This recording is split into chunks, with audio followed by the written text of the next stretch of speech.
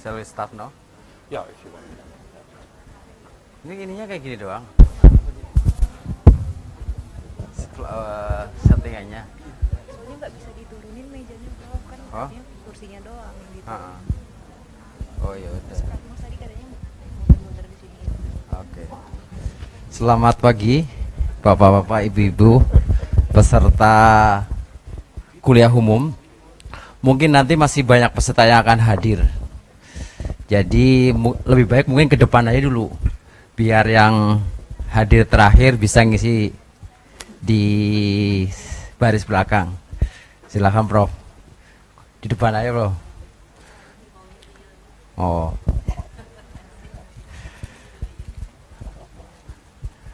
Kita akan mulai dalam waktu dekat sambil menunggu teman-teman yang masih di luar. Sebenarnya ada ratusan yang sudah register untuk kuliah umum pada pagi hari ini. Mungkin berhubung cuacana hujan, jadi mereka terjebak di hujan, bukan terjebak macet. Kita akan segera mulai. Selamat pagi, salam sejahtera untuk kita semua. Assalamualaikum warahmatullahi wabarakatuh. So good morning everybody, ladies and gentlemen. Today we have a great lecture, Professor Michael Marx. So maybe I would like to introduce him a bit.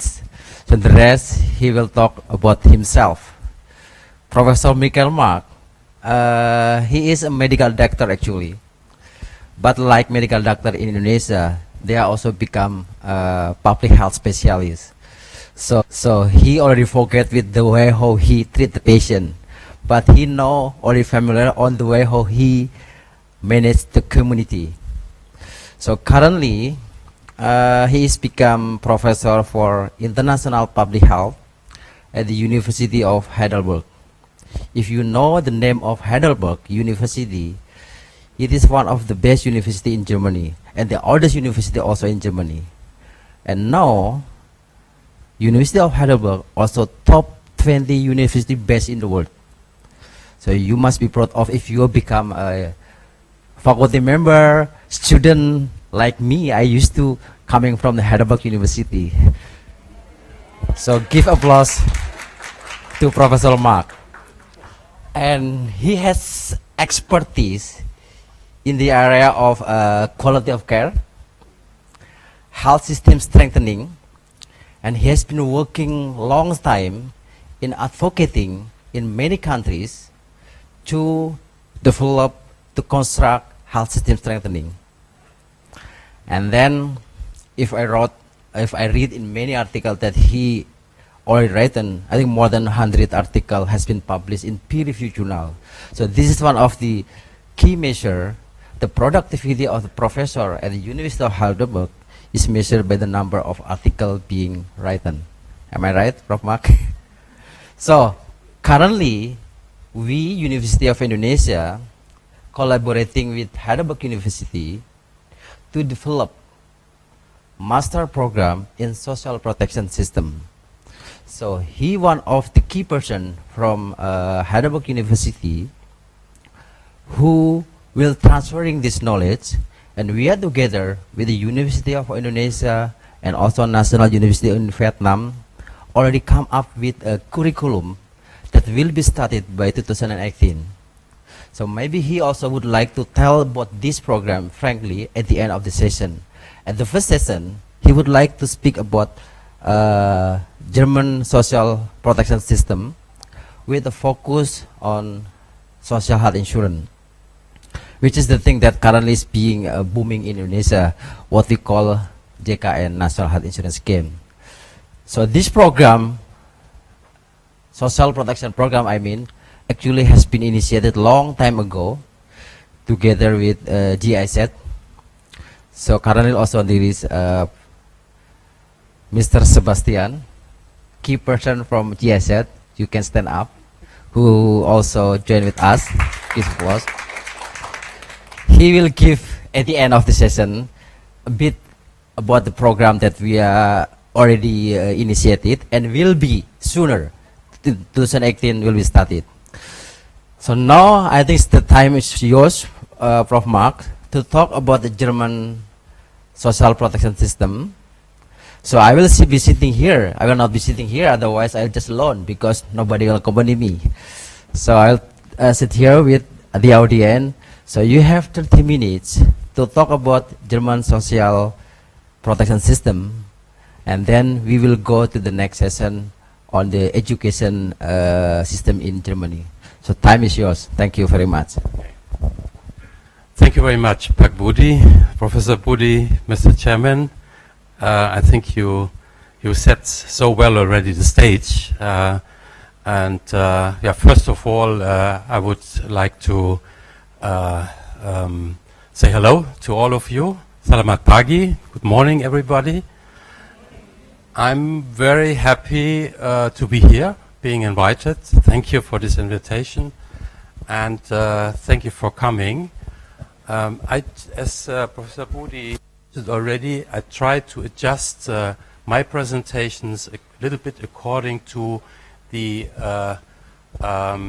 audience, which I think the audience is quite diverse. We have social scientists, we have medical doctors, we have other professions represented here. So I tried to adjust my presentations accordingly. So I think regarding myself, I think Woody, mentioned already the essentials. Finally, I started as a medical doctor, got trained in internal medicine and tropical medicine, then went abroad to do clinical work. When I came back, I converted into public health, slowly but steadily. That was years back. And since I have been working for about 10 years for the German Corporation for GTZ at that time. And then I joined the university more than 20 years ago.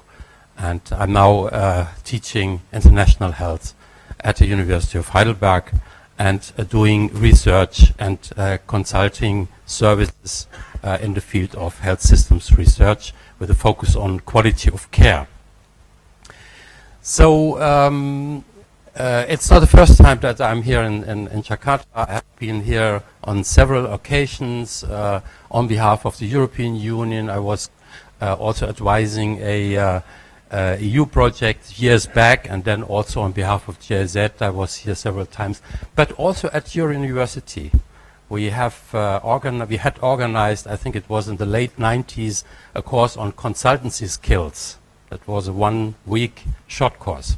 So I'm really happy being back here and sharing with you some of our experience in the social security system in Germany, and then I think having also some time to discuss commonalities also and challenges you are facing. But first of all, I will try to concentrate on the social protection in Germany with a strong focus on health, on the health security system.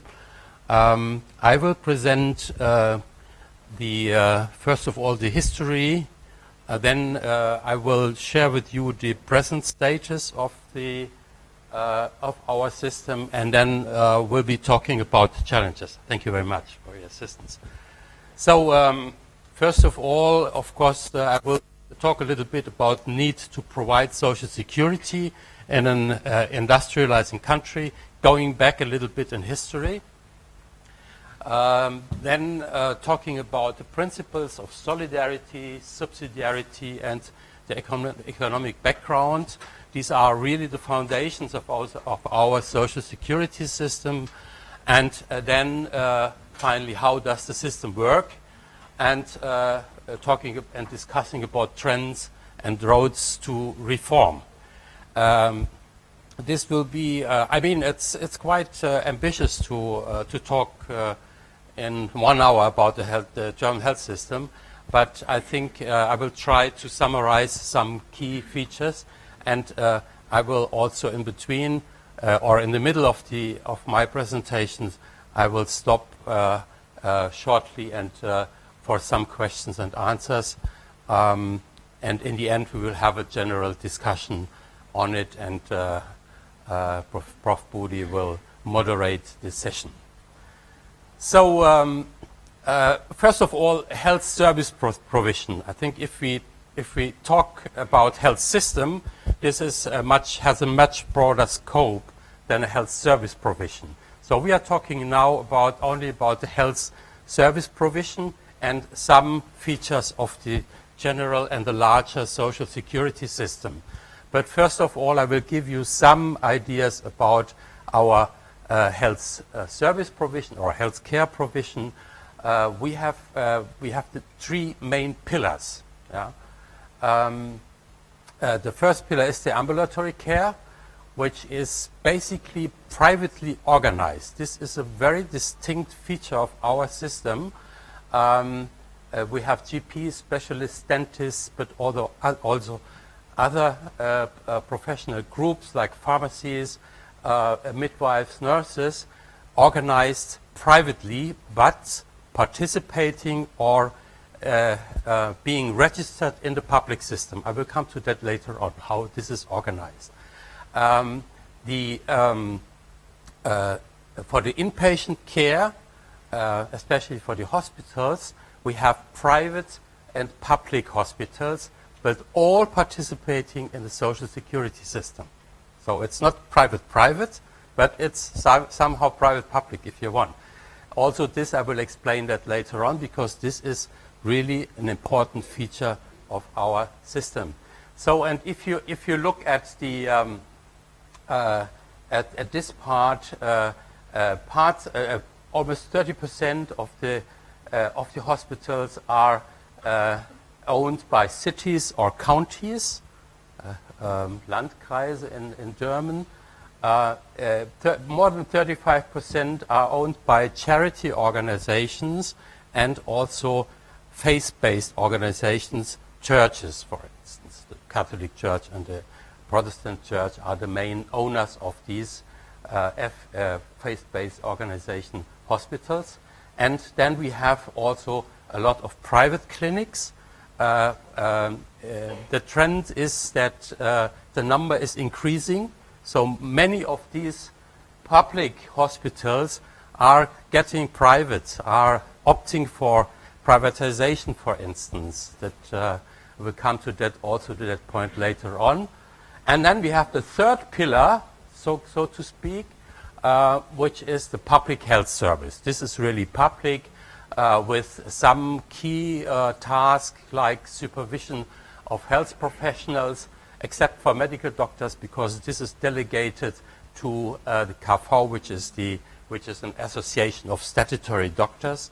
When it comes to health protection and environmental hygiene, this is also one of the key tasks of the public health service, and health promotion, prevention, health reporting, health information system, evaluations, expertise, just to give you some details about that. So again, just to give you a general idea of the healthcare system in Germany, then I will go in some details, some of these aspects. Insurance is mandatory since now 8-9 years, since the last big reform. We had already a very good coverage, over 90% of the population, but now it's mandatory, and almost 100% of the population is insured.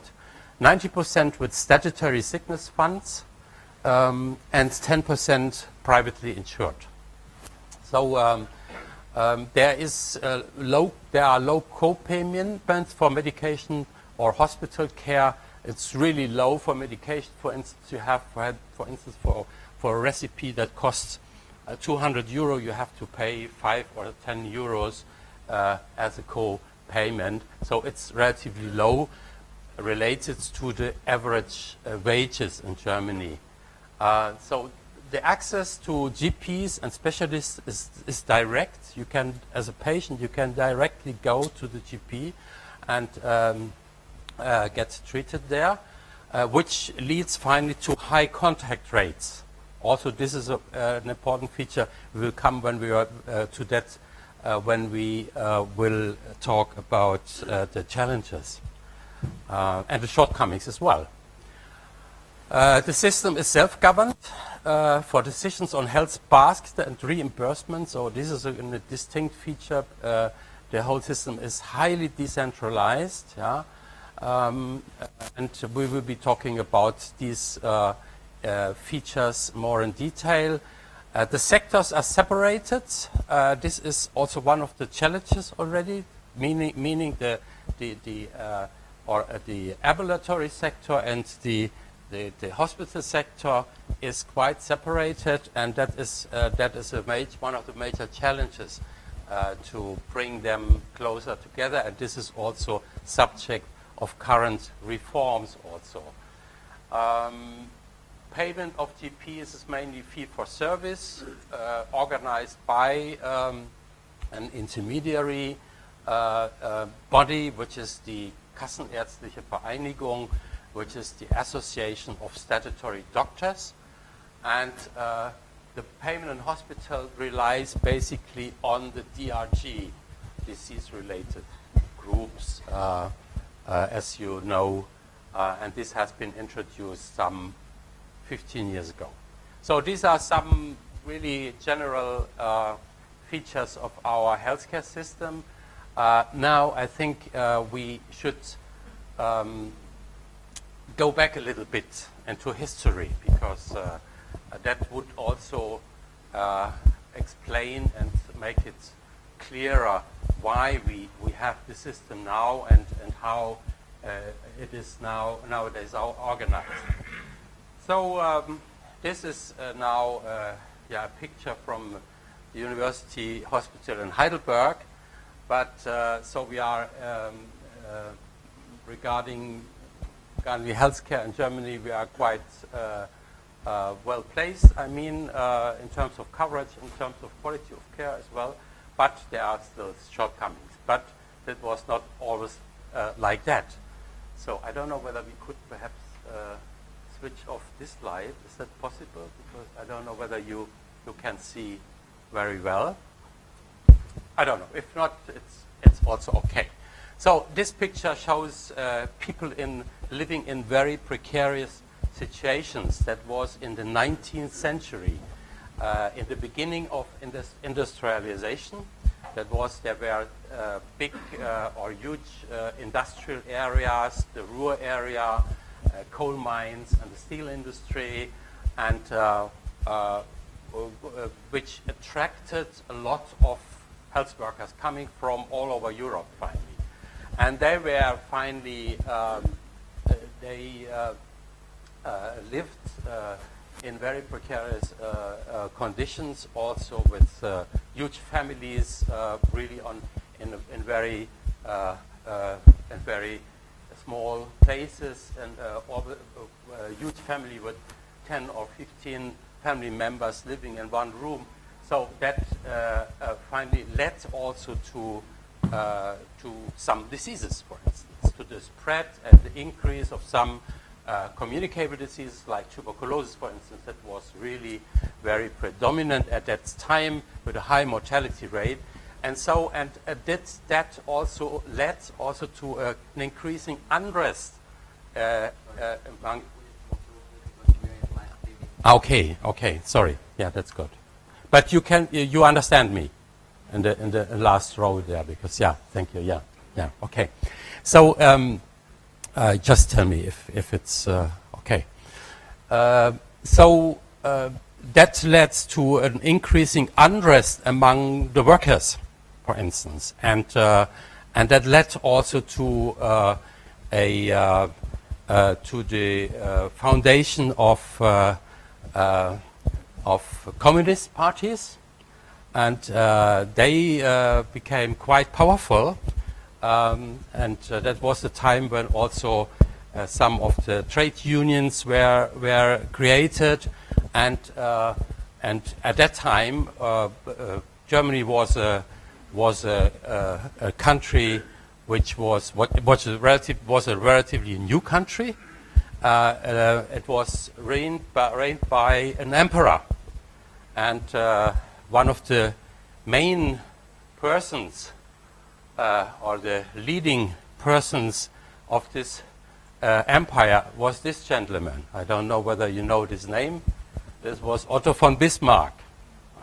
And Otto von Bismarck was he was called the Iron Chancellor. He was not a charity person, so to speak, but he was a very, very clever politician. He was really brilliant, one would say. And he saw immediately the danger for the empire and for his emperor.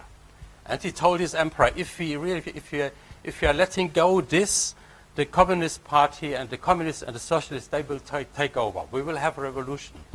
And then he proposed to his emperor to establish a social security system. That was the very beginning of our German social security system. So if you look at some figures here, in the year 1880, life expectancy, this was more than 100 years later, life expectancy was 38 years, working life started with 15 years, old age pension started with 70 years, inhabitants per square kilometer, 110 per square kilometer, so the density of the population was rather low. We had a birth rate of 3.5 children per woman, and so on and so forth, and less than 10% of the population was covered by any or by sort of insurance system. So yeah. So and this was the very beginning, and that was the first advertisement of our social security system. That's die deutsche Sozialversicherung, the German social security system, and that was based on the beginning on three pillars. That was the Krankenversicherung, which is the health insurance. Then we had also the disability insurance, Invalidenfürsorge. Then also the pension schemes, pension insurance. These were the three first pillars. And then there was a full coverage came only very gradually. Oh, we have a visitor here. Our audience is very, very diverse, I must say. Welcome. So we have... So here you can see also that the Second German Reich, the Second German Empire, was only founded in 1871. It was very, very late. And then in 1883, health insurance was introduced, followed by accident insurance, all what we call also disability insurance. Then old age pension, followed by unemployment insurance and long-term care insurance, which is for long-term care for the like that. Okay, yeah, okay, thank you very much. Yeah, I forget. Okay, now some of the major principles, where I will just concentrate on the health security system in Germany, because otherwise I think the time wouldn't allow this going further down the line. But we would have probably some time also to discuss some aspects of the larger social security system. So the major principles of our health system, they are participation and self-government. There is something is wrong here. So this is a key principle that Germany is now a federal state. We have 16 federal states with some autonomy, and health is under the autonomy of the federal state. So the organization of the health system, of the health care system, that is really a task of the federal state. Whereas the the overall Ministry of Health is rather a political institutions responsible for legal aspects and setting the law and all these kind of aspects. So the principle of solidarity, I will come to that in a minute, means finally healthy pay for sick, young for old, and rich for the poor. To put it this way in a nutshell, the fees are paid according to income, and we have the famous generation contract I will explain in a minute. The principle of subsidiarity, meaning also delegating the main task to implement the health care to decentralized body, which are close to the population, and free choice of provider. So you can, as I said already, you have the right as a patient to choose your provider. Uniform your remuneration, of course, this is also countrywide regulated. We have a uniform remuneration, and very important, the money follows the patient and not the contrary. So if you go to the hospital, you will be asked, are you insured by a public insurance company, by a sickness fund, or a private company, but you will be treated. You will get any treatment you need, regardless your insurance status. Yeah. So where are the, this is where the Germans are insured. You see here most of the Germans, let's say 90% are publicly insured by statutory public health insurance. Then we have about 10% privately insured, and some of 1.1% coverage via state, and also social welfare. And there is a really minority with no insurance, the extremely rich who live, for instance, abroad in Monaco or in Cayman Island, or so this is a neglected quantity finally. Okay, so let's move forward. I think this is very important, the principle of solidarity. What does it mean? And here, this slide shows also the contrast between the statutory publicly insured and the privately insured. On the left-hand side, this is the solidarity principle. This depicts this principle so that the rich pay for the poor, because the contribution rate depends on the income. If you have a high income, then you have to pay more than those who have a lower income. But when it comes to health services, they correspond to need benefits in kind. That means everybody receives the same treatment, the same full package that is needed. So in this respect also the healthy, they pay for the sick, or the young for the old people, because younger people are less sick. On the right hand side you see the privately insured, and the contribution rate corresponds to an individual contract which is concluded. There are some factors that may influence this contract.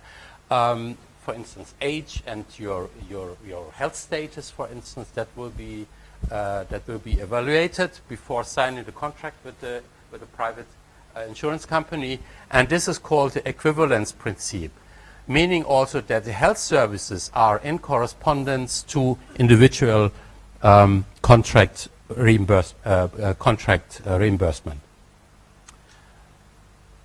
Okay, so how does it work with the premium? That is a premium based financing means that, for instance, employees and pensioners with an individual income of less than, at the moment, 50,000, 1,800 per year, euro per year.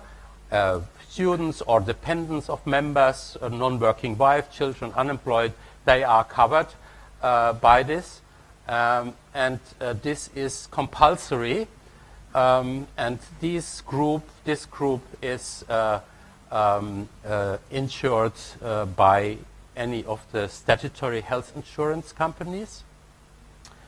And there's another group, those who earn more than this total sum per year, as well as the self-employed and most of the civil servants, Beamten, the civil servants, they have the choice, being insured by a statutory health insurance company, or they could also be privately insured.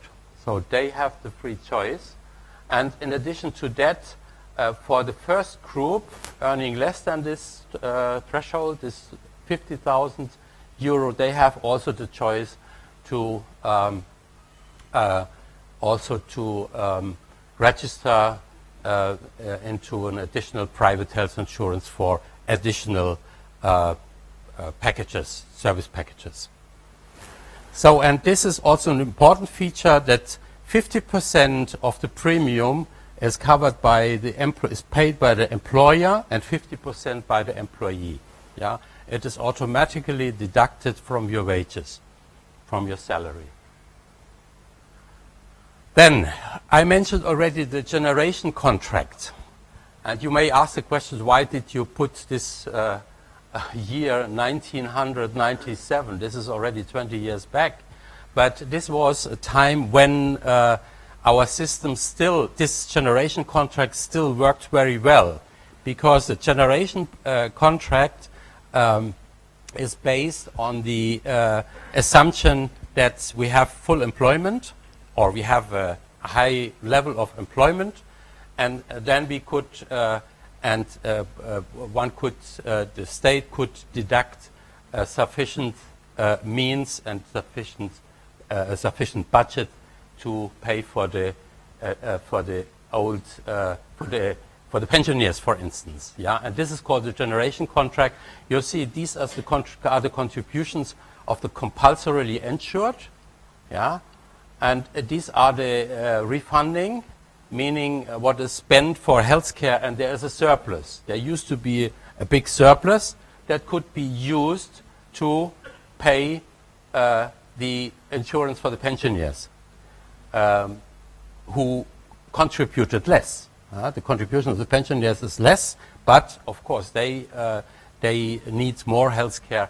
And this system that used to work very well until the mid 90s, and then we had also a period of unemployment. Now it's getting better because of our economy, but this was really a turning point also to think about a reform of our health system, because it was, if you recall, most of the contributors, to the statutory health insurance system, they are employees. Yeah? And most of the privately insured are rich people not contributing to this generation contract.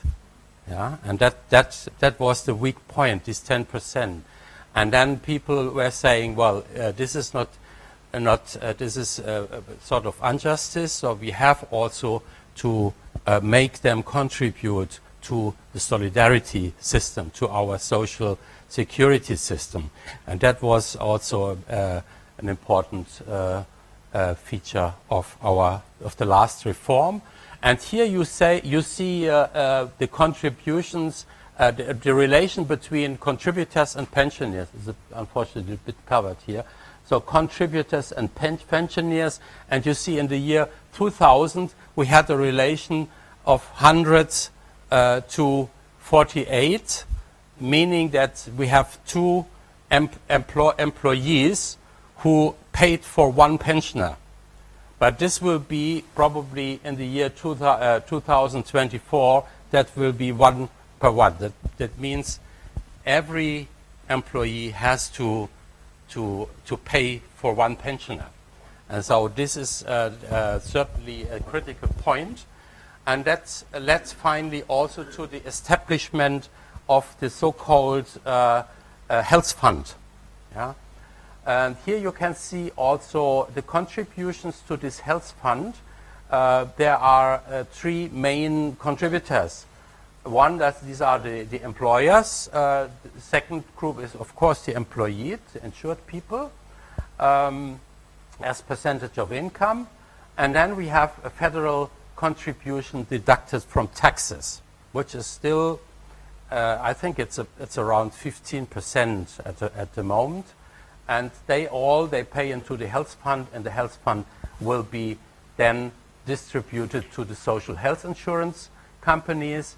And there is also a sort of risk adjustment supplement paid by this health fund for those companies who have a lot of old and very sick people suffering from multi-morbidity, for instance. So there is a sort of risk adjustment. By the way, we have now around 100, I think it's around 120 insurance companies in Germany. It used to be in the 90s more than 2,000. So there were also some fusions going on during that time, and the idea is also that there would be a sort of competition on the quality between the social health insurance companies, because there's an ever-going discussion whether we need so many health insurance companies, and this is always controversial, this discussion, and going on now.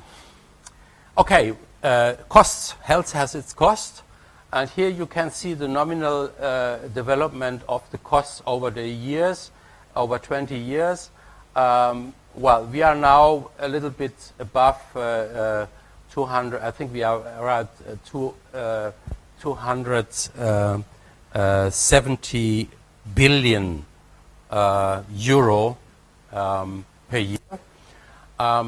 If you compare that with the general costs, the development of the general cost in general life, it's not outstanding.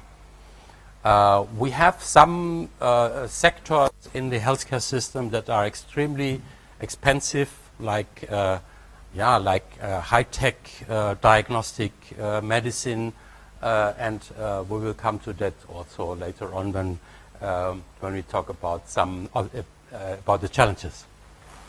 So here you see also comparison between different health systems. Here you see the United Kingdom. This is the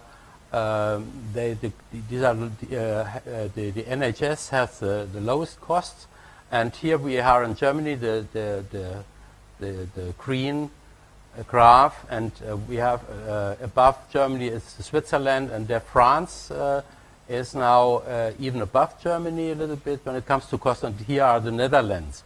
And the United States is somewhere here, probably, that meaning that they are at 18% of their, or 19% even of their gross domestic product, and we are now around 11. We oscillate always around 11% of our gross domestic product. Okay, so unfortunately this is in German, but I will explain. Where do the costs go? Where does the money go? And how is it spent? This is for hospital care. That's 35% around. This is for medicines, about 16%. This is for medical care by medical doctors, also around 15%.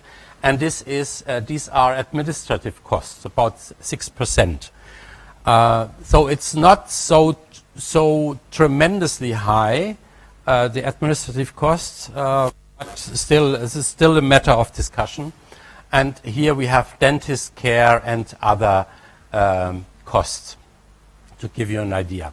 So I would like to stop briefly to let you just ask some questions for this first part, and then we could continue in some minutes if you agree. Pak Budi, yeah?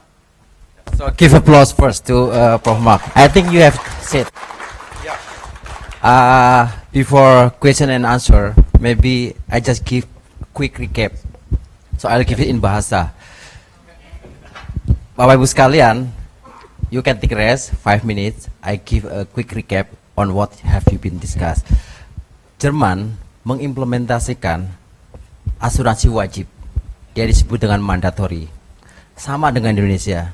Mandatory itu artinya wajib. Dalam terminologi Indonesia sering disebut asuransi sosial. Di negara-negara lain juga seperti itu, asuransi sosial. Berarti sosial itu bukan berarti barang-barang sosial seperti persepsi yang kita miliki, tapi sebuah terminologi generik yang artinya adalah sebuah asuransi wajib. Kalau kita lihat tadi, semua penduduk sudah dijamin. 90% masuk asuransi wajib yang dikelola melalui state, yang sebenarnya banyak sickness fund, banyak badan penyelenggaranya. Saat ini lebih dari 120. Kalau di Indonesia kita punya BPJS, hanya satu badan penyelenggara. Kita ingin mengkontraskan, bukan berarti kita meniru Jerman, tapi bagaimana kita berpikir kenapa Indonesia punya pilihan seperti JKN.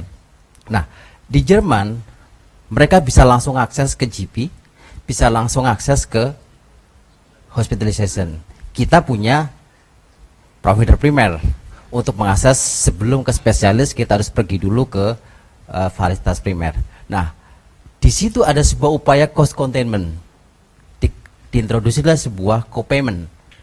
Salah satu alat untuk mengendalikan utilisasi dari perspektif pasien. Saat ini kita pun sedang mewacanakan bagaimana kita mengimplementasikan kebijakan cost sharing di dalam program JKN. Nah, hal menarik lagi adalah tentang bagaimana kita memilih sebuah program. Kalau di Jerman ada batasnya. Ketika income kita per tahun nggak lebih dari 51.000, kita mutlak wajib masuk ke statutory health insurance. Tapi kalau income kita lebih dari itu, kita punya dua pilihan. Boleh masuk asuransi wajib yang dikelola oleh pemerintah atau masuk ke asuransi swasta. Nah, namun sebenarnya ada sebuah klausul di sana. Kalau kita sudah masuk ke asuransi swasta, kita nggak boleh masuk ke asuransi wajib. Yang tadi nggak disampaikan. Nah, konsekuensi yang terjadi saat ini sebenarnya banyak penduduk milihnya ke asuransi yang wajib, yang sosial tadi. Karena apa? Dari sisi benefit, dari sisi besaran premi, lebih affordable dan juga lebih menguntungkan. Mereka yang mau ambil asuransi swasta, mereka lebih, kalau udah kejebak masuk ke situ nggak bisa kembali lagi. Nah, ada poin-poin kritis yang mungkin teman-teman bisa berkontemplasi dan tanyakan langsung ke beliau. Kemudian jangan tanyakan kenapa Indonesia milih seperti ini. Nah, nanti tanya juga sama Prof. Hasbullah tuh, beliau ada berdiri di belakang. Karena ada sebuah decision making process di mana ketika kita ngambil sebuah policy, nggak asal niru Jerman negara maju kemudian Indonesia ngikutin seperti yang ada di sana. Kenapa di sana ada sekian badan penyelenggara, kenapa Indonesia hanya satu? Itu semua debatable yang mungkin dulu sudah banyak dibahas, tapi sekarang be focus. Kenapa Jerman seperti itu? So I will give you opportunity to talk, to discuss with Prof. Kyle Mark and give many questions that you wish.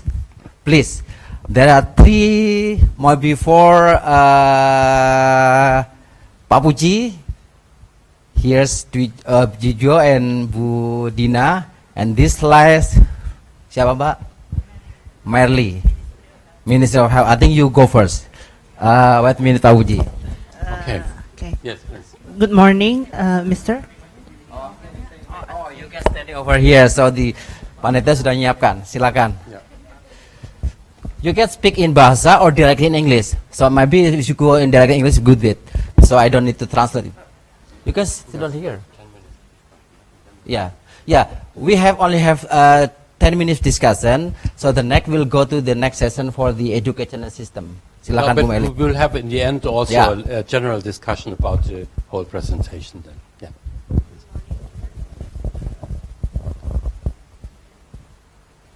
Okay. Shall I take place here?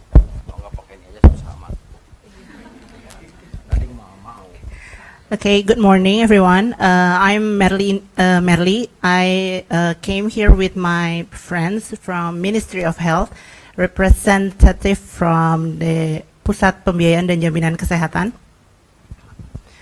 So my question is, when I see your graphics and I see the surplus over there, so my question is, how do we manage the premium that we have in JKN to have a surplus like in Germany?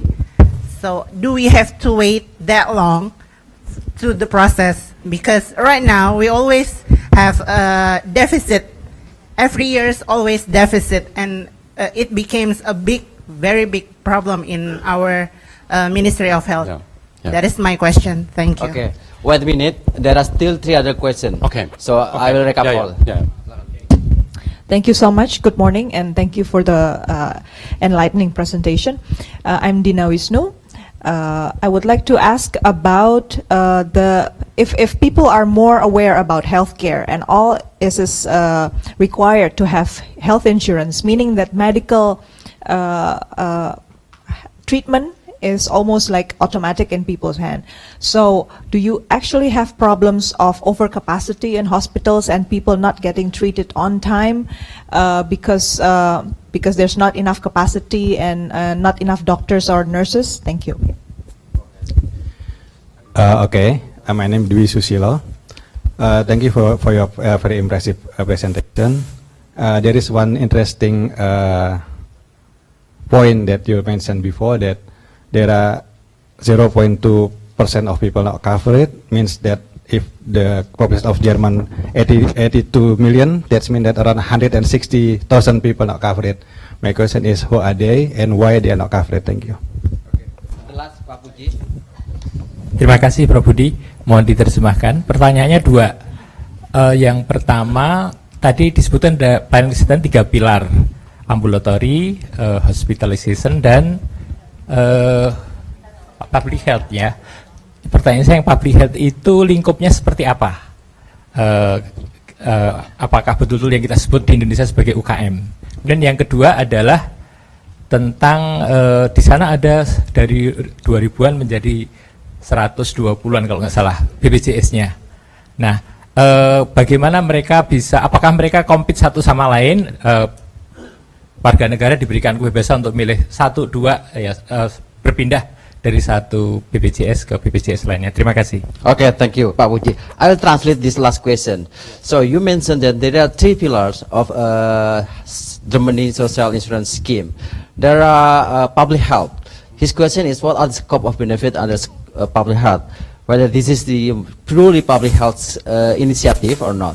And then the second question is talking about the idea of decreasing sickness fund from 100 something to. So the question is there any tadi ngomong apa Pak Puji? Competition among them, and how to make sure that the government play around on this area. So they are, and whether they can move to each other's sickness fund or not. This is the point that he raised up. So maybe the time's yours. Yeah. The first question, second, third, you already got it. I remember. I will still add it. remember. Okay. Still remember. Otherwise, But you I can remembering. correct me if I'm wrong. No, the first question. Thank you very much for this very relevant question. I think these are really the key questions, or some of the key questions. You asked the questions regarding the surplus and how to produce a surplus. Well, I think this is a question which I could delegate to the health economists, for instance. Finally, I think it's very much also you could see that the contribution rate was very much, and which is the major funding for our health system, that relies on the factor work, yeah, and on the employees finally, and finally then also on the economy when you look at the health fund and the contribution by taxpayers, which is still a minimum in relationship to the other contributions, but this is very much linked and related to to the economy. But of course, there are some organizational issues. I will come in my second part. I will come to that point. It's quite challenging and it's complicated also, our system. But perhaps it could also give you some ideas, because Indonesia is a huge country, and I think you have to decentralize your system, and I think you are also in the process, as far as I know, of decentralization and so on.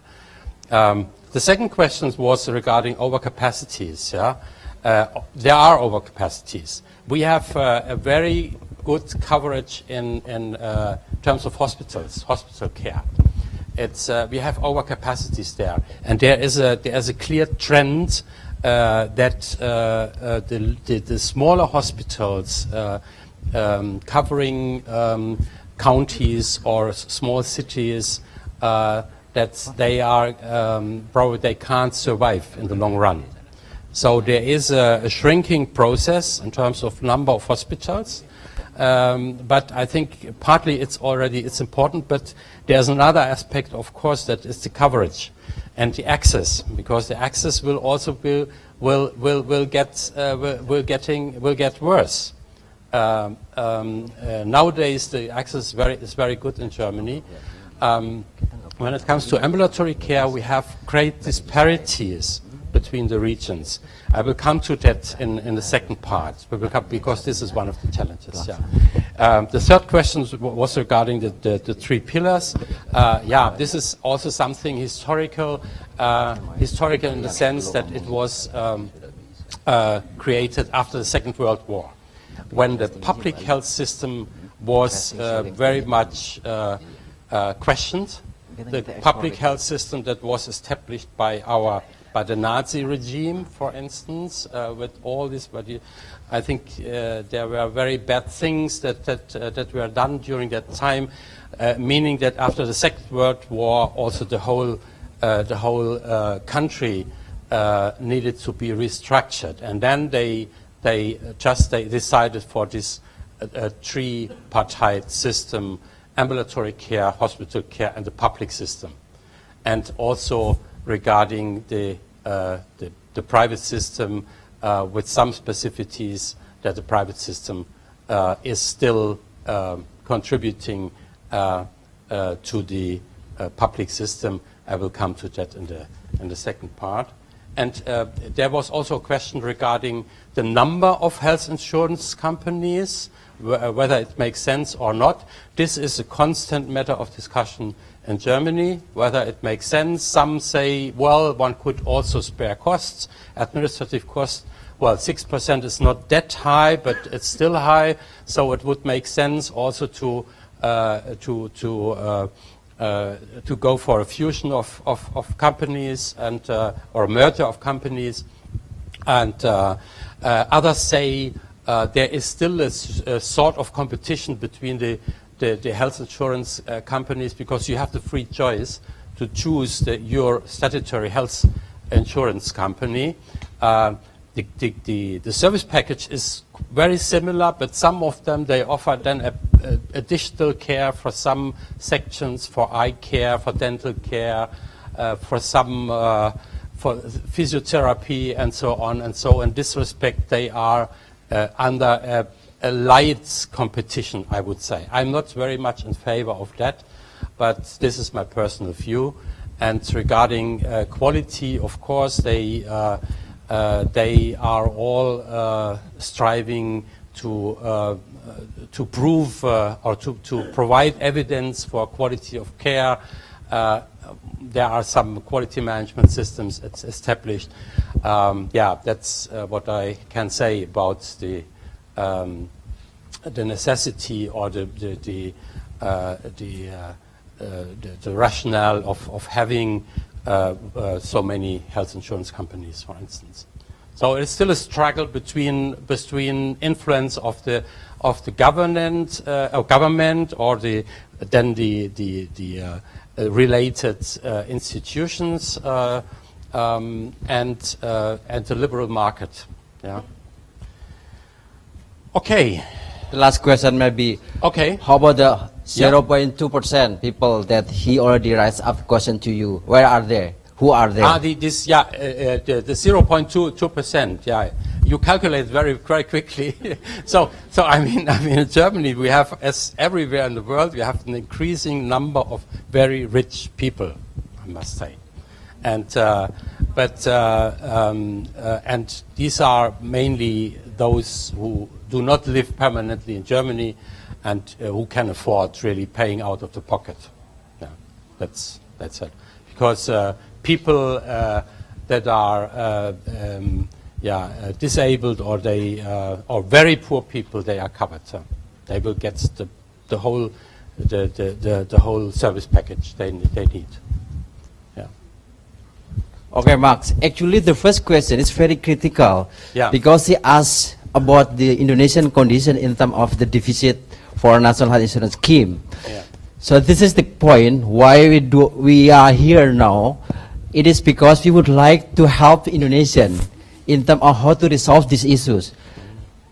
Deficit, one of the sources in Indonesia is because the amount of money that we allocated to this scheme is still under. We already proposed the amount of money based on the actuarial calculation that we think it can cover all the costs under the scheme. But in fact, the government cannot decide this one. This is one of the key points. Other issue is also actually there are some negative implications when we implement the scheme. For instance, when we do insure people having insurance, they tend to behave more in terms of utilization. So cost containment strategy can be implemented in this area. And this area actually has been done in the German system by applying co-payment. Yeah. And also there are also some unintended consequences when we implement the RG payment scheme. It is also happening in Germany, but the way how we handle it, we are still lacking knowledge. So on this particular issue, actually, we need to empower people, we need to train people, we need to advocate policymakers on how to handle such issues. So that's why in the next session, we will bring all of you to discuss about the education system that produce human resource who capable to handle such situation. So this will give you a flow on that direction. But this will be after the next section. Right, this is after the next session. This is still the second part. Still keep it in mind. We will still go ahead on this issue. So the next session, you still focus on still in German health scheme. And some of your questions may also be answered by the next part. So I think we have to stay in the same presentation, please. That was just to give you also a break and the opportunity to ask some questions. So now I'm trying to depict to explain you in a nutshell a little bit how the system is organized, from the central level to the peripheral level. So we have in the middle, we have our Federal Ministry of Health. The Federal Ministry of Health has a supervisory role for the governmental institutions, for the statutory health insurance companies. It has as task prevention and the effectiveness of the healthcare system. And and then we have some related institutions like the Robert Koch Institute, which is the German CDC, if you want, for control, for disease control and prevention. Then we have the Paul-Ehrlich Institute in charge for vaccines, sera, and blood products. And we have the Federal Center for Health Education. And then we have the Federal Institute for Drugs and Medical Devices. Then we have Federal Institute of Medical Documentation and Information. And then we have also Commissioner on Narcotic Drugs and also for Patient Affairs. So these are institutions that relate directly to the central government, to the Federal Ministry of Health in Berlin. And here, we, regarding the legal regulations, when it comes to the regulatory regulatory work of the ministry, there is a very key institution, which is the so-called joint committee, where all the decisions about healthcare provision and quality are made. And this is a committee where we have different members. Yeah, there is, for instance, patient organizations, but they have no votes. They have only an advisory role in that committee. We have the Chamber of Physicians. We have then the German Hospital Federation, the National Association of Social Health Insurance Physicians, Kassenärztliche Vereinigung in German, and we have also the National Association of Social Health Insurance Dentists. In addition to that, the Joint Committee, this is really a very important body, and that could delegate some task, doing some research on the quality in healthcare to the IQWiC, the Institute for Quality and Economy in Health. And there is a newly created Institute for Quality of Care, which is the ECOTIC, which is the equivalent of the NICE in the UK, for instance. Yeah? So this is, at the central level, a very important decision-making body, the Joint Committee. So, and then it becomes more complicated even. Yeah? We have, here we have our Ministry of Health.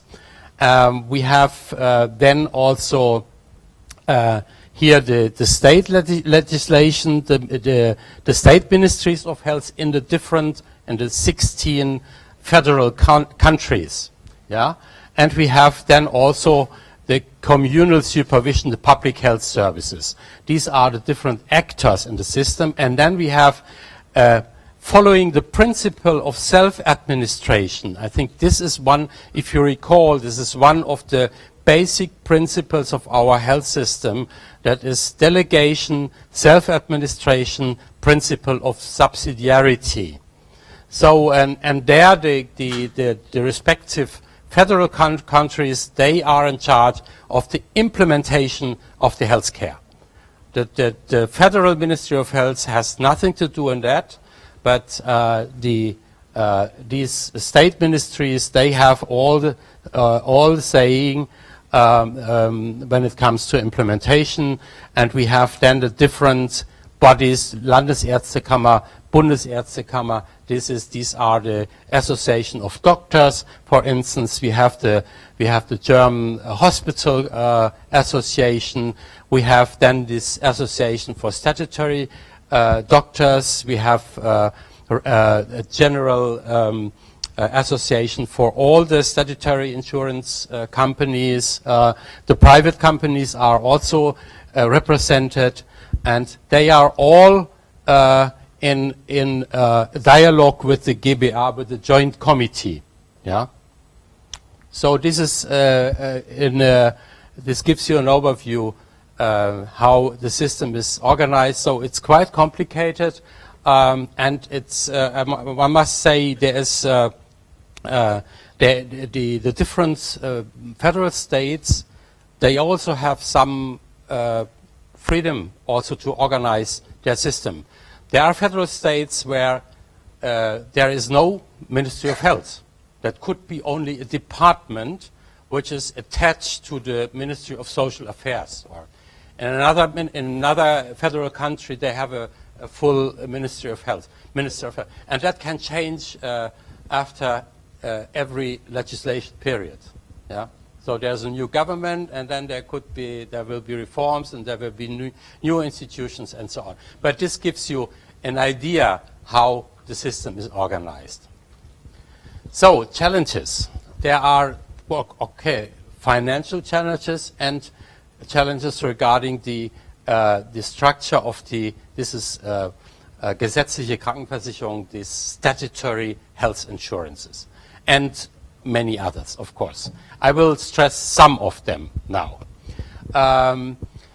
So there are some problems of the social health insurance system, the rising of expenses, progress of medical technology, high tech, and what is feasible will be also done. That is some of the principles, and and we have now an important section of high tech medicine, which is very costly. There are some inefficiency when it comes to structures in the public health system, and there are an extreme rise in costs in selected sectors like the pharmaceutical sector. So this is quite marking. And we have on the other sides, we have also an erosion of revenues. This has been somehow compensated a bit by the introduction of our health fund.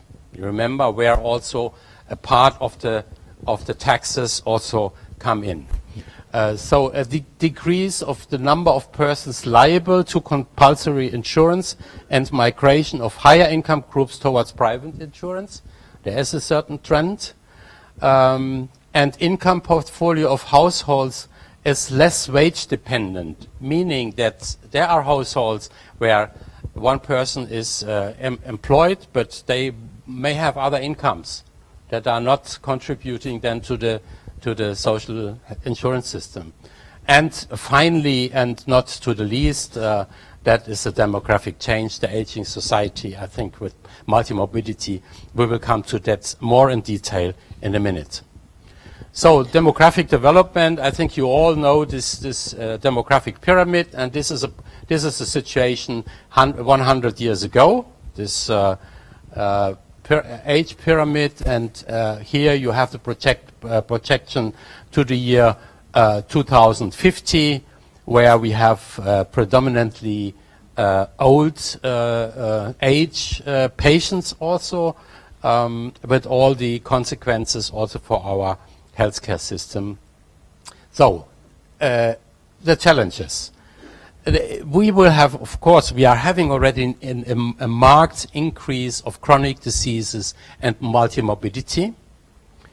Over-treatment, overuse of services. I will come to that point in the next slide. There is a lack of integration of ambulatory and hospital care. You remember the three pillars: ambulatory care, hospital care, public health services, and there is still a weakness in the way how both sectors are interlinked, are collaborating, and this is a major challenge. A lack of doctors and nurses. This especially when it comes to the allocation of staff, and we have disparities also between the northeastern countries, the former GDR, federal states, for instance, where we have a tremendous lack of GPs and even nurses. The weak role of nurses. Nursing is still underrated in our system, and despite the fact that it's increasingly important, especially with regards to the aging populations with the multi-morbidity. And these are major challenges. I think we share all these challenges in the future. The primary health care versus specialist care, also I will show you some figures also on that.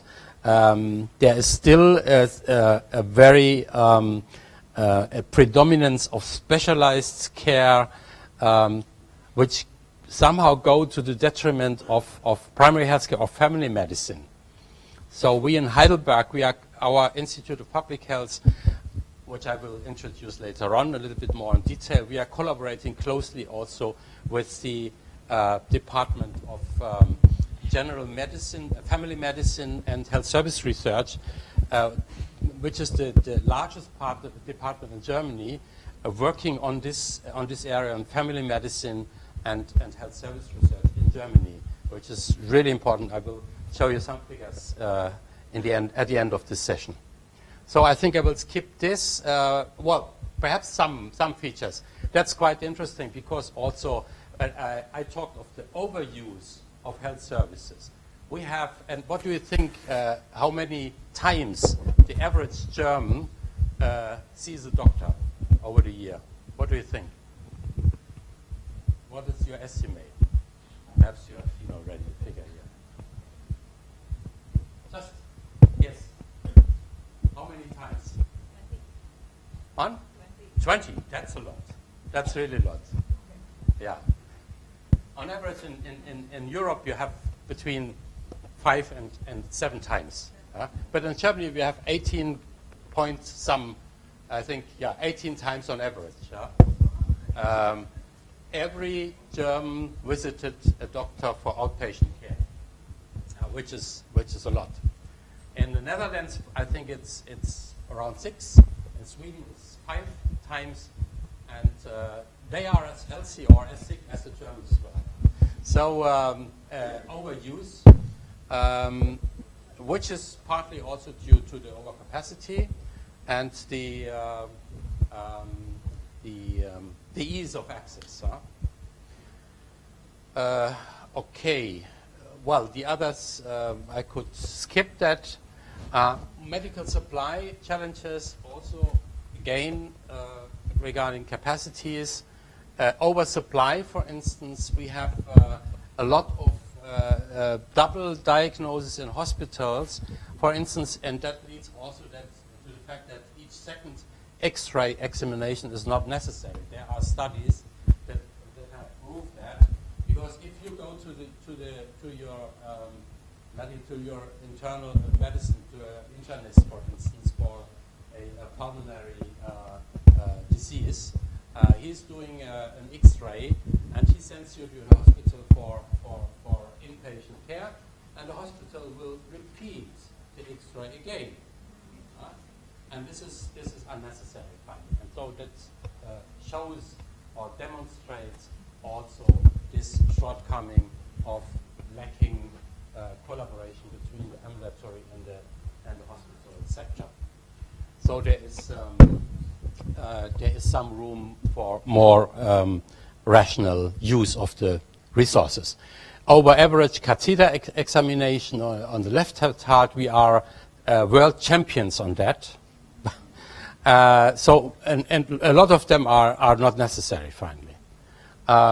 Prescription of ineffective, not evidence-based drugs. I think this is a worldwide phenomenon. I think we tried with the establishment of quality improvement schemes, of clinical pathways, and so on. We tried to improve that, but it's still an issue, and also overprescription of antibiotics. I think this is also a worldwide phenomenon. The wrong supply, which can be very dangerous, amputation of limbs with diabetes patients are often not necessary, and this has to do with sometimes the lack of the collaboration between the different disciplines. Yeah. So if only a surgeon sees a diabetic patient and doesn't consult, for instance, a doctor who's specialized in or an internist, for instance, specialized in diabetic diseases, then that could then lead to the wrong supply, finally. Wrong or late diagnosis, but also there's undersupply when it comes to adjustment of risk factors after heart surgery, for instance, or after removal of the hospital. This could be, for instance, the continuous control of blood pressure, just to give you one example. And there is still room to improve, means the continuity of care.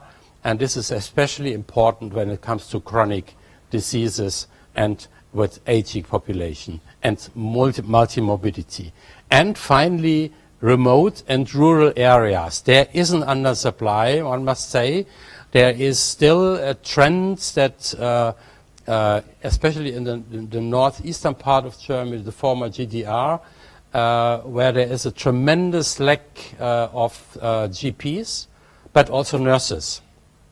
And one tries now to attract young doctors and also nurses to make it more attractive to work there. But well, there are different factors that play a role. I think that is a region which is not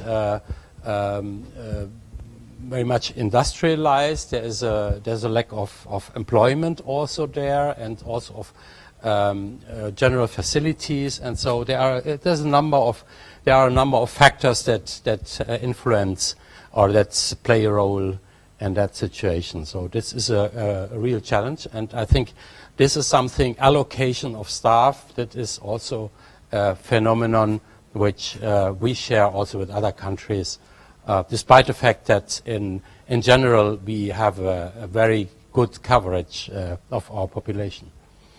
So this is also quite interesting, and this is very much in line with what I said. This is the German index of multiple deprivation, and showing that these are the GIMD quintiles, and you see the eastern northeastern part of Germany.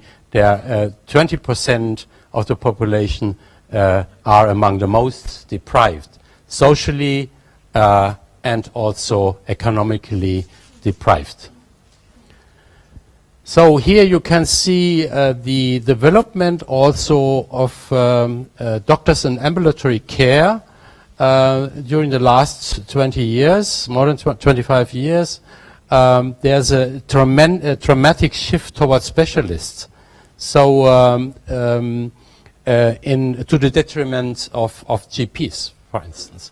So I'm also teaching medical students on health systems and health prevention and promotion, and I'm constantly systematically asking the questions: who is interested? Who among you is interested in becoming a GP?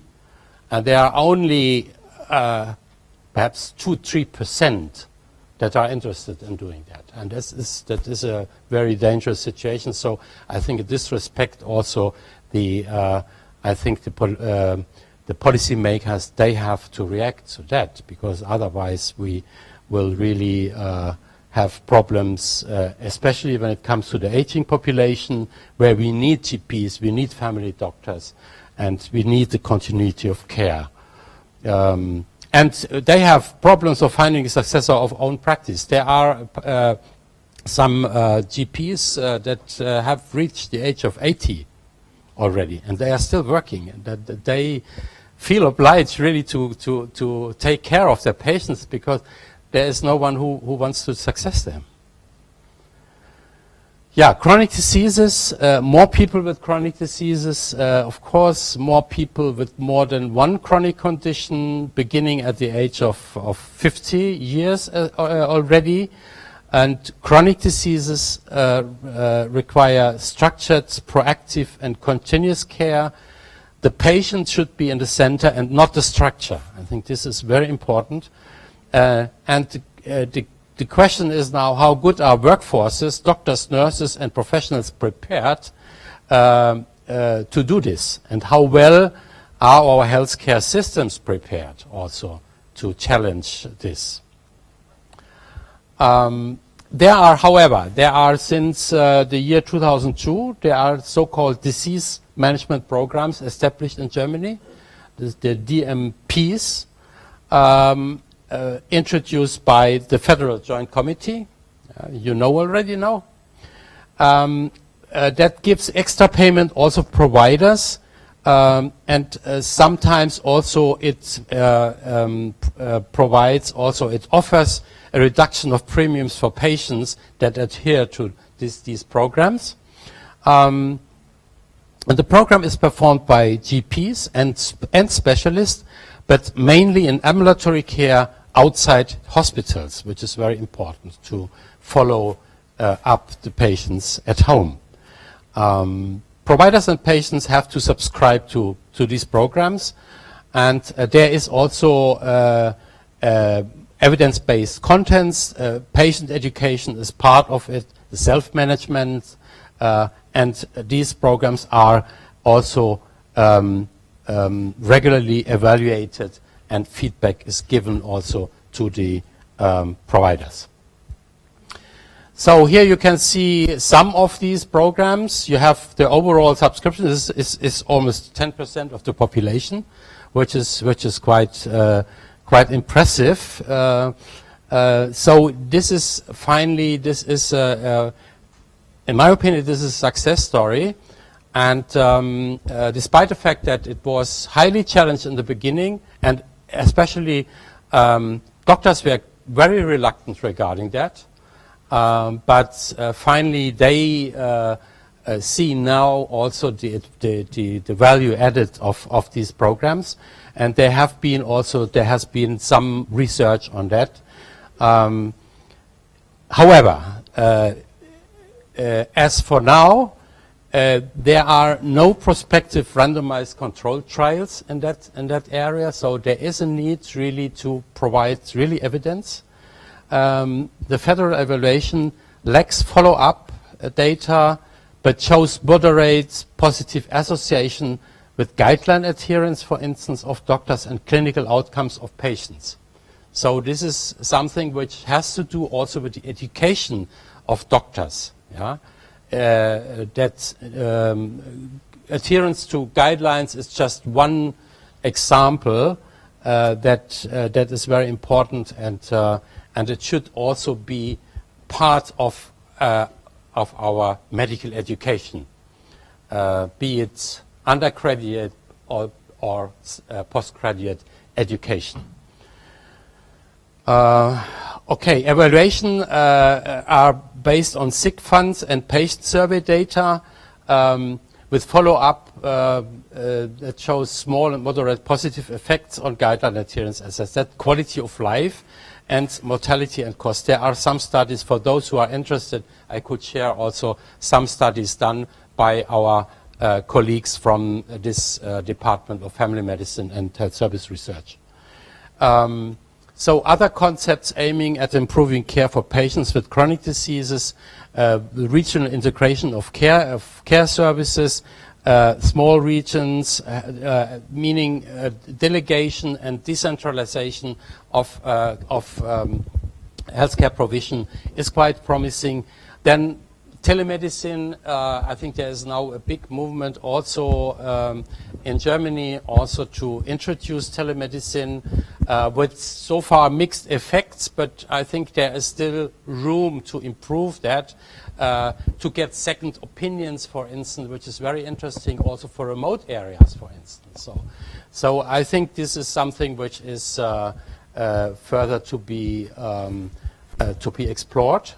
And care pathways between primary care physicians and specialists, and including also hospital care. I think this is the major area where improvement can be done.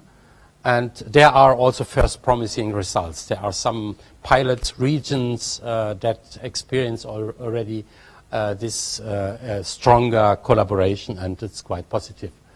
So multi-morbidity care management, of course, for instance, depression and pain are part in 80% of the most frequent patterns of multi-morbidity in high-risk patients. So we need, and that shows that we need to combine generic and disease-specific contents today, and we have to get rid of this silo thinking also in medicine and in social security. Though scripted telephone monitoring conducted by medical assistants is feasible and safe. That is just one example. It sounds banal, but it's really something which can be done everywhere finally, if it's really introduced in a structured way, and if people, especially the providers, adhere to that. Assessment, individualized care, planning and monitoring are integral parts. So I would stop here. Thank you very much, and I think there are some questions to be asked. Okay, yeah, thank you. So still we have question and answer. So maybe, but we have limited time. But quick recap. When we see German system, bahasa Indonesia aja deh ya. Ada 3 fungsi sebuah sistem pendanaan kesehatan. The first one is ngumpulin duit. Yang kedua adalah menyatukan, dan yang ketiga membelanjakan. Organisasi manajemen yang tadi disampaikan adalah merefleksikan bagaimana sebuah fungsi pendanaan kesehatan itu berjalan. Yang menjadi titik kritis bagi kita adalah bagaimana strategic purchasing. Ini isu yang saat ini hangat di Indonesia, itu bisa jalan dalam skema National Health Insurance. So the issue of strategic purchasing, it's become hot issues in this country since we introduced National Health Insurance scheme, but the power of the payer to incorporate any issues regarding the strategic purchasing is still weak. Another point that you mentioned here, the lesson learned that we got it from you, is that when we give option to the population to opt to either joining national scheme or private scheme, it will have consequences in the future. I predict Germany will face a problem like what Indonesia actually facing now, because the balancing between the spending that you currently rise up because of medical technologies, pharmaceutical, is not be compensated by the revenue because of some of people who are rich enough, then they move to others. So this is one of the reasons why Indonesia at the time didn't take the option that those who are rich can opt to the private insurance, but they're still in the scheme of national insurance scheme, because this is one of the negative consequences will happen. So maybe in the future you should learn from Indonesia instead of we are learning from you. That's why we are Okay. So I think this is 2 points that I would say that this is the lesson learned that we got it from you. But I guess there are many questions from audience that would like to ask directly to Professor Mark. Please give a question, only 2 options, only 2. You and I Canning. Okay. Go ahead. Then we go to education system. Silakan Mas. You can stand up or use this mic. Pakai bahasa aja Pak ya, supaya lebih lugas. Saya dari Puslitbang Humaniora Manajemen Kesehatan Pak, ada salam dari Pak Hendri buat Prof Budi Dayat. Kita kirimkan ada 5 orang di sini. Yang saya tanyakan, berbicara mengenai social health insurance, ini kan berbicara bagaimana meningkatkan pendapatan dan bagaimana meminimalkan pengeluaran. Salah satu biaya yang terbesar tadi adalah public health ya, dari public health system di Jerman. Nah, bagaimana yang mau saya tanyakan di Jerman itu kan tadi ada 3 pilar ya, ambulatory, hospital, dan public health care. Itu kalau boleh tahu berapa persentase di masing-masing pilar? Itu yang pertama. Terus yang kedua, ambulatory care tadi kan ada GP dan pharmaceutical. Di ambulatory care ada GP dan pharmaceutical. Itu bagaimana? Apakah bisa pasien datang ke pharmaceutical? Apakah harus melalui GP? Karena di Indonesia tidak menganut ada sistem pharmaceutical. Jadi kita langsung combine ke GP langsung, bukan ke pharmaceutical. Kalau saya lihat itu salah satu hal yang bisa menekan pengeluaran. Yang kedua, ya, bagaimana bisa dikatakan berlebih ya tadi? Public health service-nya itu parameternya apa toh? Mereka, menurut saya public health service di kita kan tidak terpetakan dengan baik tuh. Bagaimana public health service-nya kita bisa berkontribusi untuk menekan tadi itu Pak. Okay. Medical supply challenge tadi di rumah sakit kan siapa? Kalau di itu kan ada kelebihan-kelebihan tadi, oversupply, wrong supply, dan under supply. Nah tadi itu kalau di Jerman tuh siapa yang bertugas mengontrol? Kalau kita serahkan itu, yang kontrol itu diserahkan ke rumah sakit sendiri, saya rasa sampai kapanpun akan terjadi defisit. Dan BPJS tidak akan bisa mengontrol itu. Harus ada lembaga ketiga yang bisa harus kontrol. Itu menurut saya sih Pak. Mohon masukannya Pak. Makasih. Do you understand? I think you can. Not really. Was it one question or?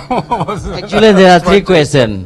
Here has up. The first one is concerning about the 3 pillars of German health insurance scheme, ambulatory, hospital, and public health. Yeah. He concerned about the proportion of the funding share to each others, to each of these? This is number one. And number two is about the medical supply. So when we give this to the market, there should be any people who handle it, supervise it. Okay. Otherwise, it will be dangerous in the country as overall. Because you see, you put this in the market system, there will be reaction from the supply side issues. No, so I think this is the 2-point question that he raised up. Shall I answer? Yes, directly? you can answer directly. Well, I mean, very valuable questions. I think coming to the last point, I think supervision is key, and also the pricing of medicines, for instance, needs to be supervised, and this is also under the control of the Joint Committee, for instance. So that is one of their tasks. They can delegate the task then to one of the institutions, to the ECOTIC, for instance, which is this institute to assess healthcare technology and also medicines. So this is clearly this is part of the system. It needs to be regulated. The other point is regarding ambulatory and hospital care.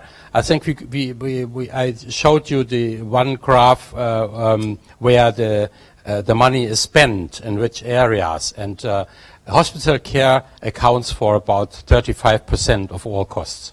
Yeah, and then there will be the rest is finally ambulatory care. There is, or perhaps, let's say, 40% ambulatory care, 40 to 50% ambulatory care, and the rest there are some other service packages. But the bulk is really hospital care is 4% and ambulatory care. For the public health services, it's much less.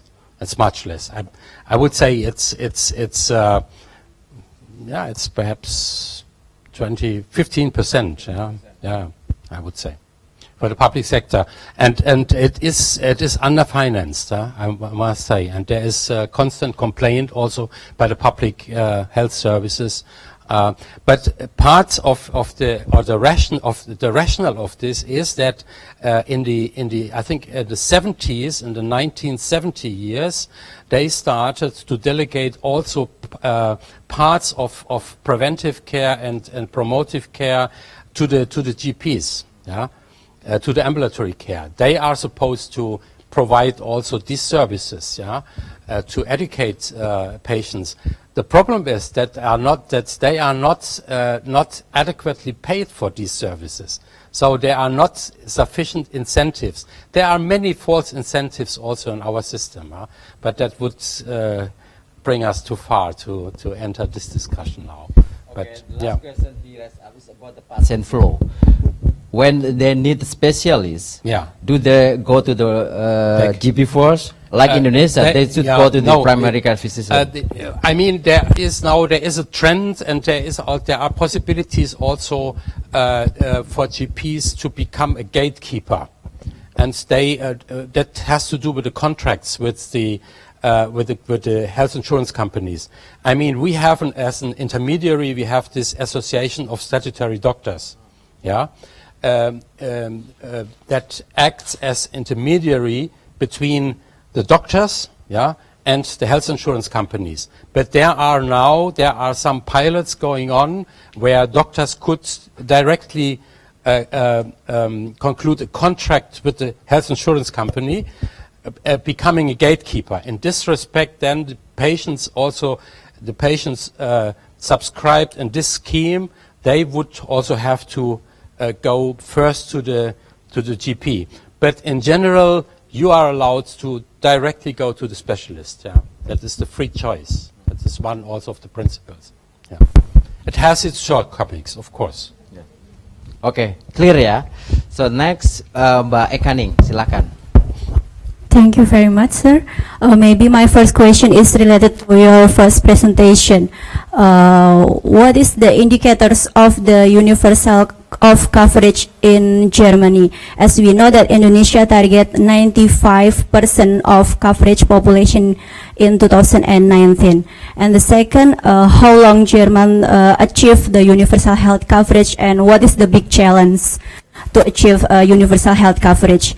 And the second question may be related to this presentation, how to define role of responsibility of implementation of strategic purchasing in Germany? Thank you. Yeah, thank you very much. I didn't get the last point, the last questions. Could you just repeat the last questions? The others were quite clear.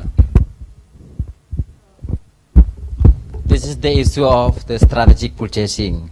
Here in Indonesia, Yeah. how to ensure the payer have the power to conduct this strategic purchasing. Okay. Well, as I showed you when I explained the joint committee, the task of the joint committee, there the patients are represented, but they only have an advisory role. That is also discussed in a controversial way, giving the patients also a decisive role. But of course, we have other mechanisms also to bring in also the patient's view in our democratic system.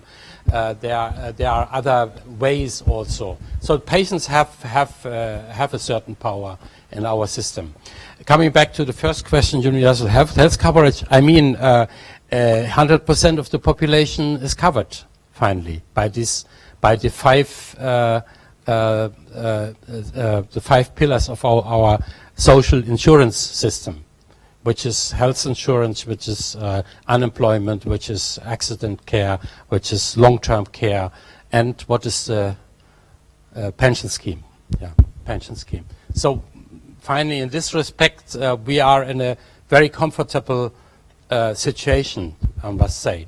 There are challenges regarding financing, but finally, there are also ways to adjust. And this was coming back to this question of a contribution or the contribution of the well-off layer of the population, for instance, the rich part. There would be, or there are ways to increase, for instance, the contribution of taxes to this health fund.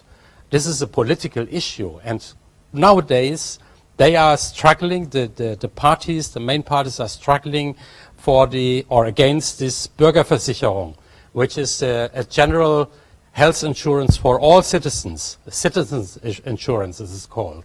But our Christian Democrats, they are against it. They are more for the liberal market. But this is another question. But, how German define the universal health coverage? Referring to her question, actually, she mentioned based on the population covered by such scheme. Are there any other dimension of the universal health coverage perspective that you focus on? Not only the people covered under this scheme, 100%, but also others. I mean, that would require another. I have another presentation on that. I mean, there are a couple of indicators that are not only covered by these five health insurance. Yeah, I agree. But I think that would exceed now the scope of our discussion. We could have a little discussion after this lecture on that. Yeah, you're welcome. But I see the time. But in terms of the coverage, how long does it take time? Is it 100 years or more than 100 years? This is the question that she raised up. In terms of the coverage that you already cover 100 population, how long does it take time to get there, to get this number? Well, we introduced our social security system 130 years ago. But we reached already a coverage of one could say 90% of the population by the year 1960. Yeah, after 70, 80 years. But it depends a little bit on, there were 2 world wars in Europe, and so which also played its role. Yeah. Okay, Mark. So I think we need to go to the next session because we still have 30 minutes left. You will have a presentation on German education system, maybe only just short time, and then we go to the our initiative for Indonesian and also Germany and Vietnam, that we keen to started a national program, social protection program, a master degree on social protection program. So you go first with the German education system, and then next, Pak Sebastian, right? You will explain in a bit detail on the master program. Okay, Go ahead, please. thanks a lot, Pak Budi.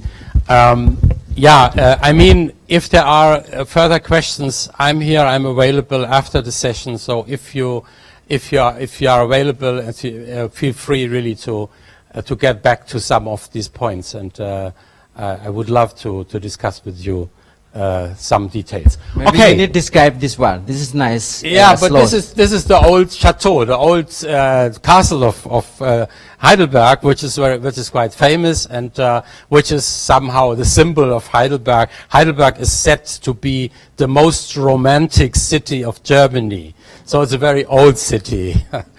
So Heidelberg is located in the southwest of Germany.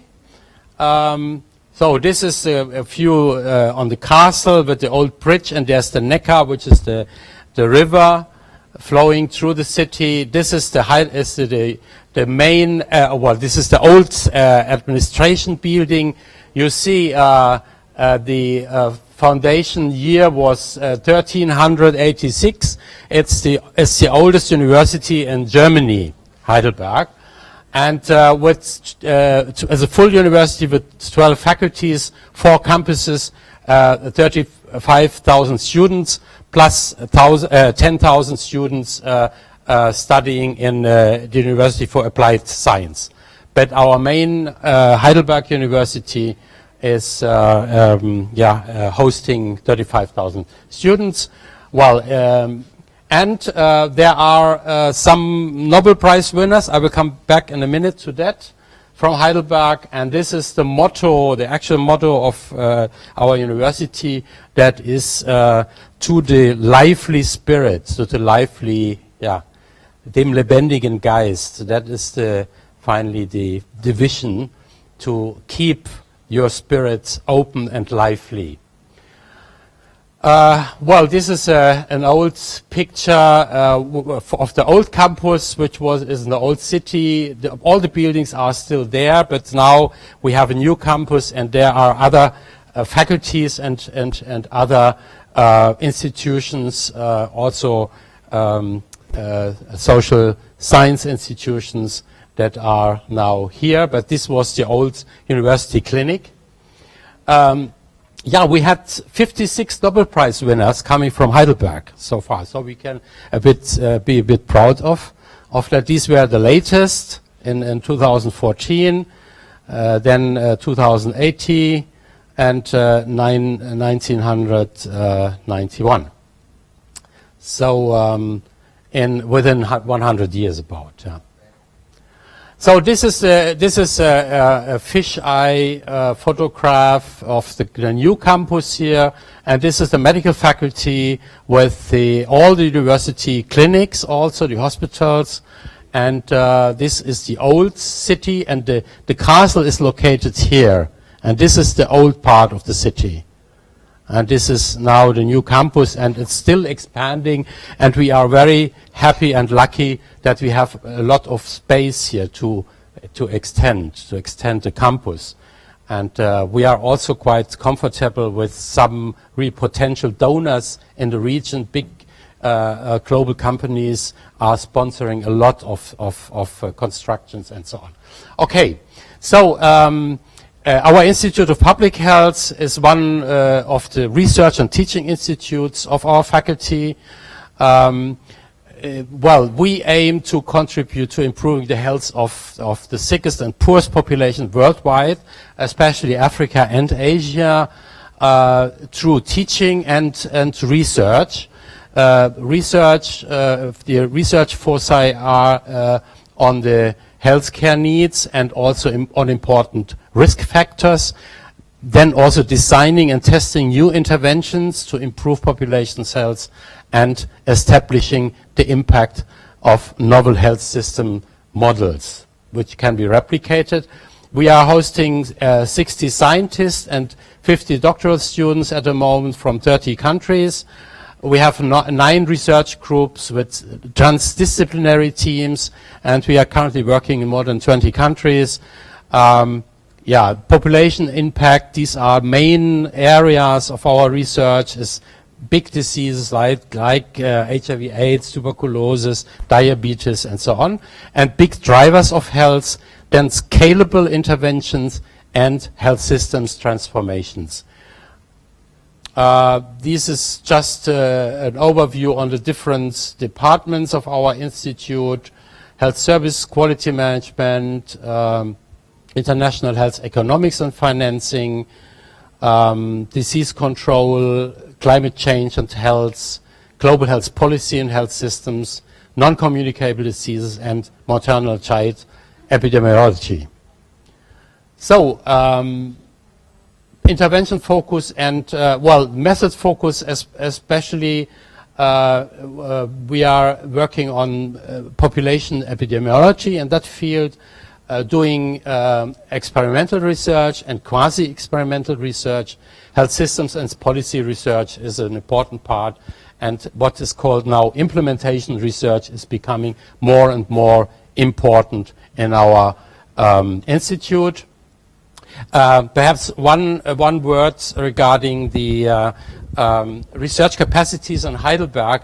We are closely linked to other big research institutions that are closely related and even hosted at the campus of Heidelberg. There is the National Cancer Research Institute, DKFZ in Heidelberg, which hosts more than 3,000 scientists working on research. And 2 Nobel Prizes came from this center, which is very close to our institute, and we have a close collaboration with them. And there's also the European Molecular Biology lab in Heidelberg, which is the biggest lab in Europe on molecular biology. So now it comes to teaching.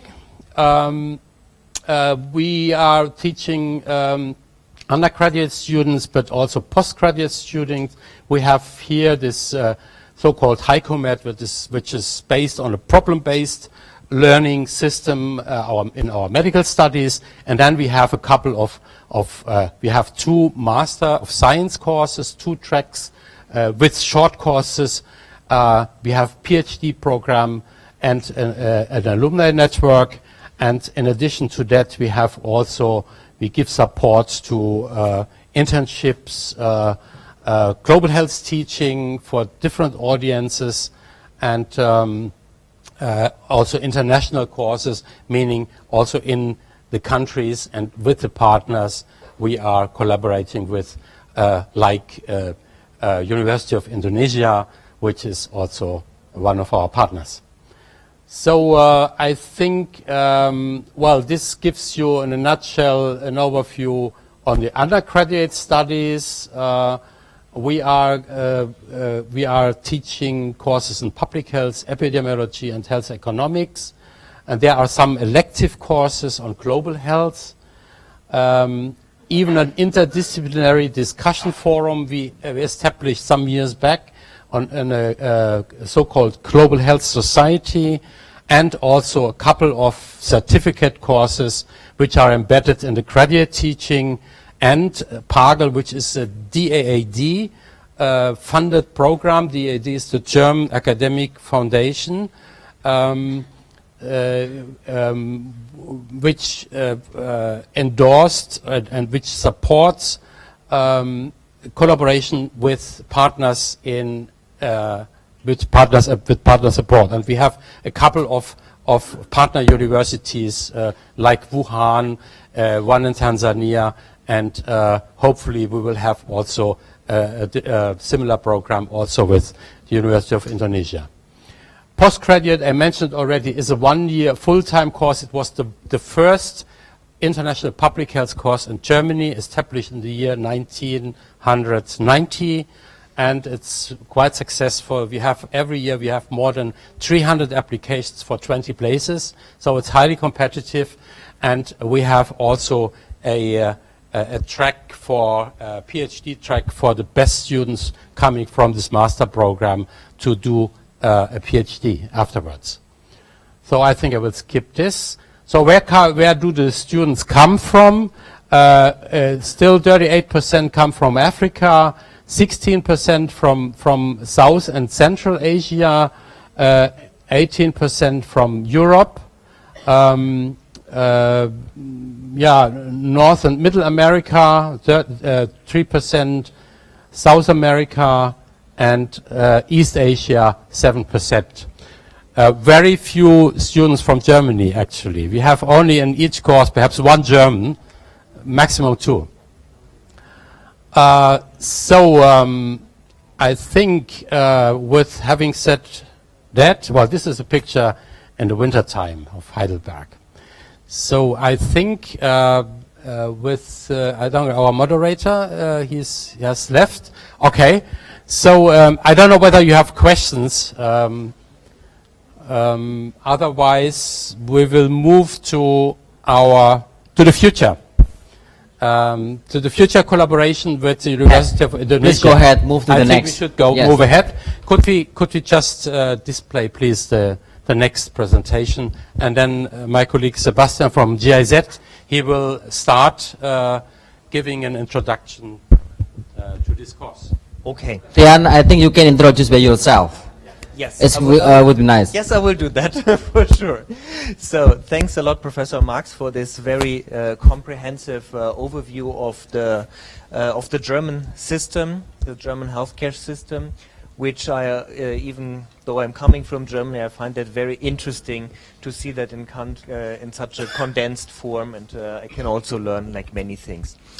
Okay, so we have seen like the status quo in Germany, and now we should look in the future and see how we can shape the future together on that. And one thing I would like to pick up, like something what Professor Budi just said, is why don't you learn from the experience of Indonesia in some parts? And this is like a very important thing. What I really would like to highlight there is because that's whatever we're doing here, like in cooperation, it's not like a one-way road. It's definitely like cooperation, and like the knowledge exchange definitely works both ways, for sure. Okay, so just why I am here, like joining in as the third party here. My name is Sebastian Kastner. I am heading the social security project of GIZ since 2013. This is basically the project which has led to this cooperation between the University of Heidelberg. You use this one. Okay. Is it better? Yeah. Okay, good.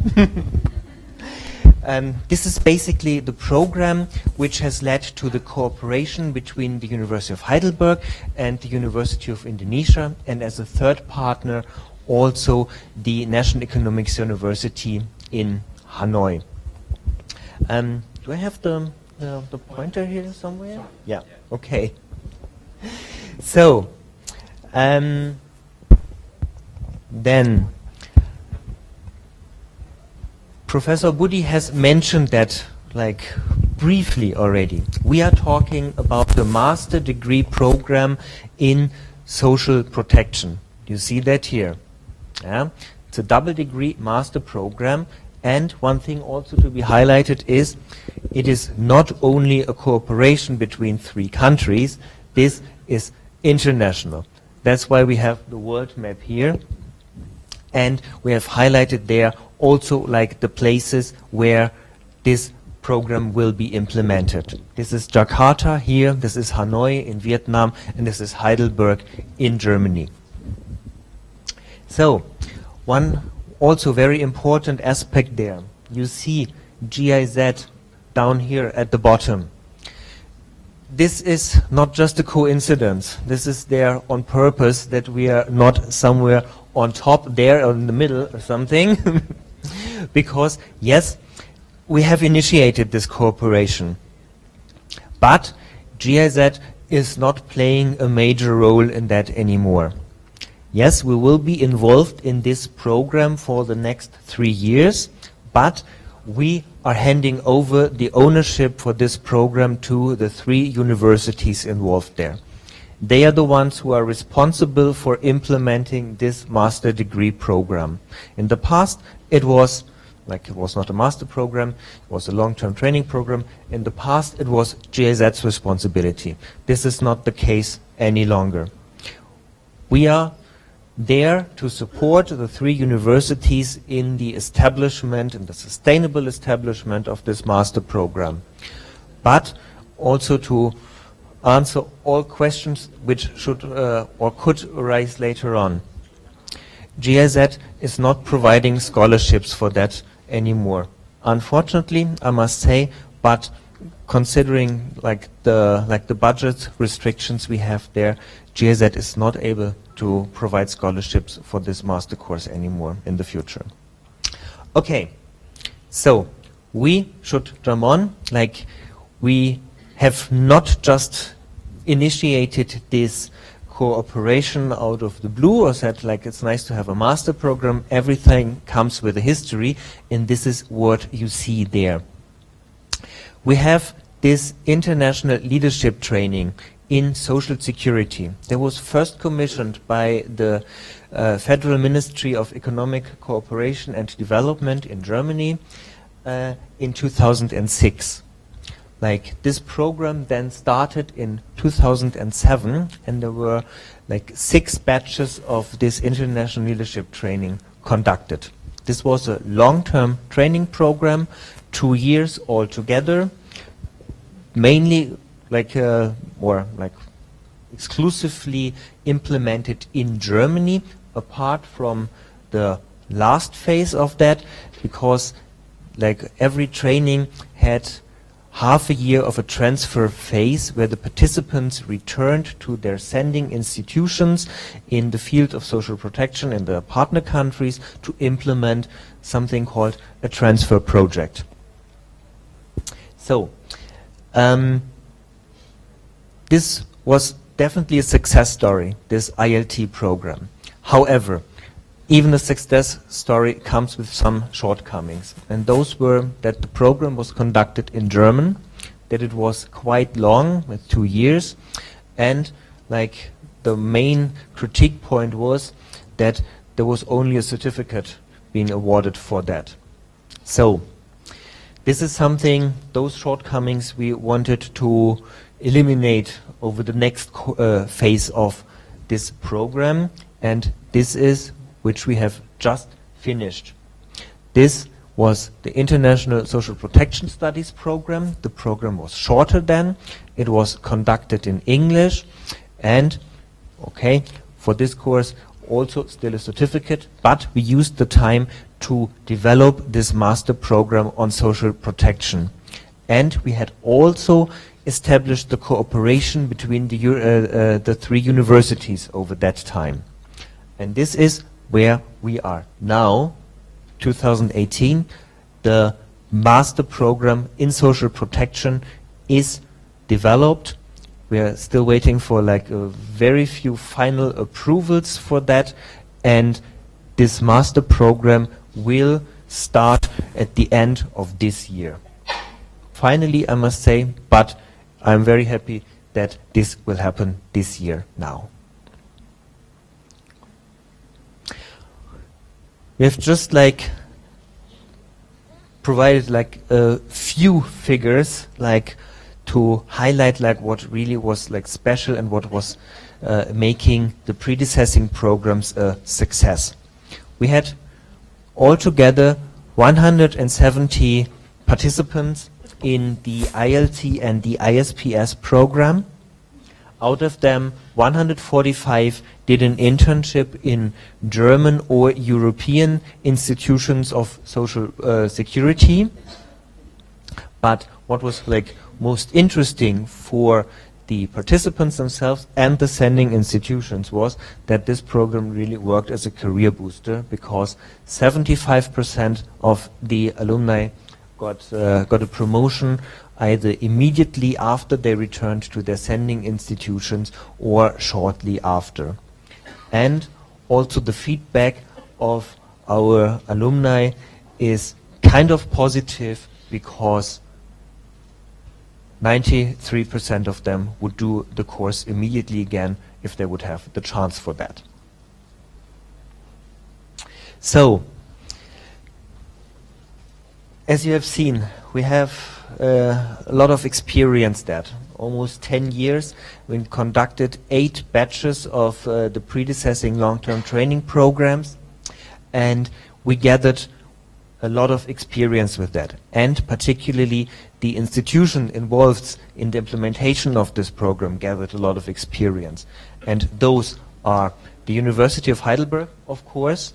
Then we have AOK International Consulting, which is a consulting affiliated with the biggest German sickness fund. Then we have the University of Maastricht in the Netherlands, the University of Greifswald in northeastern Germany, of course the University of Indonesia, and the National Economics University in Hanoi. So, all the experience gathered by those institutions there, as well as the feedback from the participants and the feedback from the institutions which were basically sending these students to our training program. All that went into the development of this master program, so that it is really based on a long experience, and all the important aspects and also critique points, they went in and were reflected in this master program. And this is where we are now, and this is a really unique thing, this double degree master program in social protection. One of the very, very few worldwide, and definitely the first one in this region. Okay. And with that, I hand over to Professor Marx again to give you like an overview of the academic details of this master program. Okay, thank you, Sebastian, for this very concise introduction into the course, into this really exciting project also. I will be quick a bit, giving you some academic facts also. As he said, it is the first double degree program between Germany and Southeast Asia, leading to a master degree. Well, we had also to fulfill the requirements of a master Master of Science. We had to fulfill the criteria of the European credit transfer system and the Asian credit transfer system. The duration of this course is 18 months, so it's 1.5 year divided in 3 semesters. And what has been mentioned already by Sebastian Kastner, this is also one of a unique feature, the linkage between theory and practice in the modules. We will come to that in a couple of minutes. It will be a comprehensive program in social protection with also the possibility to do some or to select optional modules in the end, in the 3rd semester, according to the needs of the participants and the interests of the participants, but also according to the needs of the sending organizations. That could also be interesting, being specialized in health financing or pension schemes or social assistance, for instance. So it gives some freedom. So this is a timeline of the course. Of course, 6 months for student application and selection, 5 months foundational studies in Asia, followed by 1 month in e-learning course. So we try to incorporate also e-learning methodology in this course, including also webinars and discussion groups, etc. And then participants will fly to Germany, doing 6 months advanced studies in Europe, followed by 6 months advanced studies in Asia, either in Indonesia or in Vietnam. And during that phase also research and the thesis writing will be part of. the research phase will already start beforehand. And regarding research topics also, again, that could be very interesting also for sending institutions to propose study topics that fits with or that matches their interests. And so to make it really an operational or even an action research that finally also brings some benefits to the sending organizations. So just in a nutshell, some contents of the course. The core course in Asia is on applied statistics, accounting, economics, philosophy and social protection, research methods and social protection.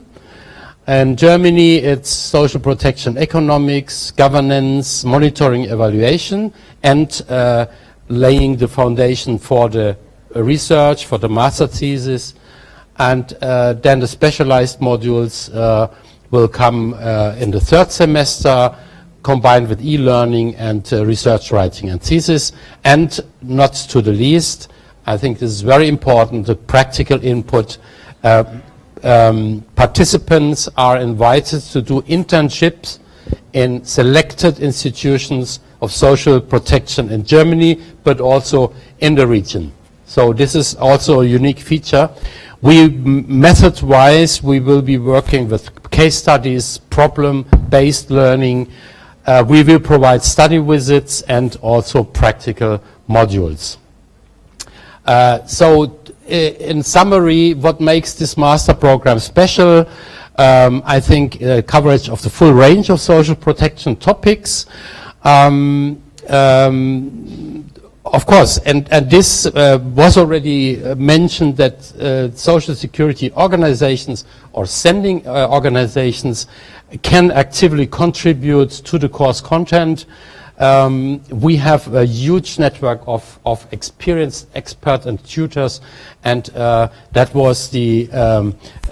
is the strength of this course, because we have the predecessor training courses were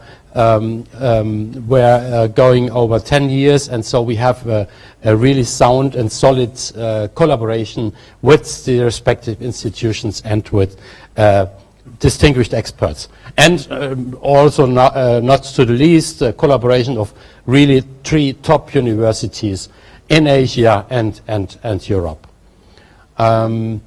So we are also, this is also part of our methodology, an annual update of the course content to match local needs and requirements, and there also actively we will also invite sending organizations to contribute to that.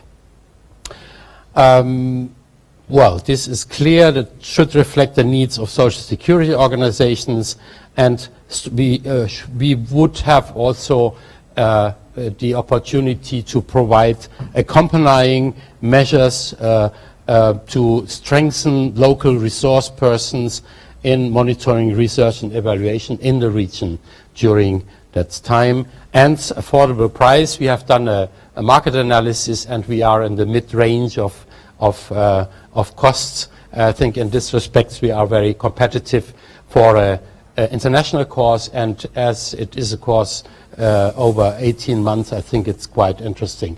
Well, this summarizes again the annual curriculum updates, where really different partners are involved. It's not only an academic exercise. Yeah, we are actively involving social protection experts of the region, institutions and organizations, so that this course will always match the needs of the participants and the organizations. Well, the right mixture of the learning experience, a mix of academic, supplied by practical modules, case studies, I mentioned already the internship, online modules which allow flexible study options, sufficient time for knowledge exchange with lecturers and professionals. Well, we always strive to encourage out-of-the-box thinking and to adapt to future trends in social protection. we aim on blending academic knowledge with real-life examples from Europe and Asia, and will add spice to the theory, which will be gained to the course. I think one of the distinct and unique features of this course is bringing together experience and knowledge from the North and the South. I think this is something which is an outstanding feature of this course. So, having said this, I think you are also invited to ask questions. Could we just go to the last slide? Yeah, thank you very much, and you are invited to ask questions regarding this course. Thank you very much. Okay, give applause to So I think it's now the time already 30 past 11. So maybe no question. But if there are some questions, you can meet directly to Professor Marx. Yes, yes. He is still around as I here. said, I will be around, and I'm happy really for to most people, to discuss. for most men, they will go into the mosque Yeah, for having yeah. praying. Yeah. But before we close this session, I would like to give opportunity to Professor Hasbullah. He is around here to give to say something to us, and also to close this session. Please, Pak Hasbullah. Yeah, something. Udah kan? He said I had to say something.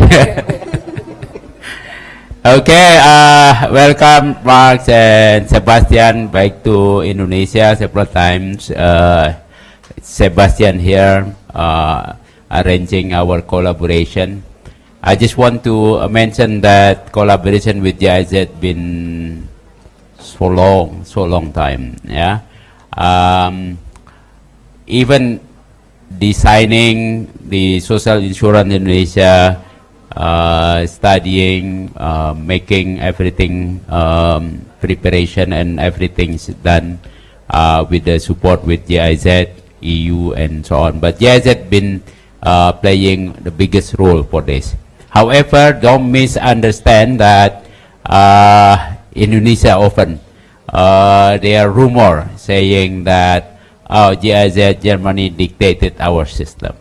Now we learn the methodology that first implemented in Germany, the social insurance system. But the deciding of our system is up to us. We learn from different countries, not only from the from the Germany, but we also learn from Japan, South Korea, Australia, many other countries that implemented social insurance. We have done our social insurance since 1968. So, but many people saying that in our JKN it's too ambitious to achieve universal health coverage within 5 years. No, not 5 years. We started in 1968 with ASCAS. So we have been doing 50 years. But still, we still far away to go. Yeah. In addition to that, we also already implemented our other social insurance in occupational injury, jam sostek, JPK jam sostek in the past, Aztec in the past, and others. There's been also for more than 40 years. So we have learned a lot with the methodology are the same. There are some issues on that one. I once blamed by one of our officials saying that you're taking foreign model for Indonesia. Why not develop the Indonesian model, the original Indonesian model? Well, my answer is simple. We don't see whether we take model from overseas, from within the countries, but we look at the advantage, the applicability, whether we can implement or not implement. But if somebody also blaming this as a kind of foreign dictated system, I just reply with them. If you want to be implementing something original from us, not taking something from others, then I said we should develop our own religions. Because all religions that we embrace, whether Muslim, Christian, Buddhist, not coming from Indonesia, but we take them, one of them at least for us, because we know that the system good. They are offering good model for our community. So be creative to look what is the benefit for us. Don't be trapped with people saying, oh, this is the model from overseas, from China, from Germany, from the US. It doesn't matter. Look whether this model, the methods applicable for us and can be implemented, then we can adopt. We ourselves decide what we want to design. And of course, the design is not always perfect at the beginning. I think German system also developed over time, 100 years more.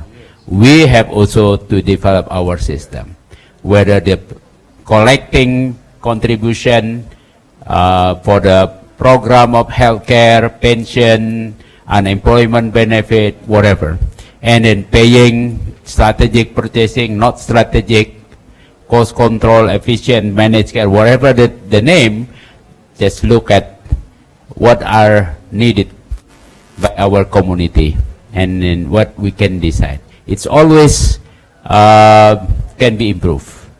And therefore, GIZ and our institution, now Probudi sharing system, we want to develop more people who understand comprehensively, deeper understanding of the system by offering new master degree program for social protection.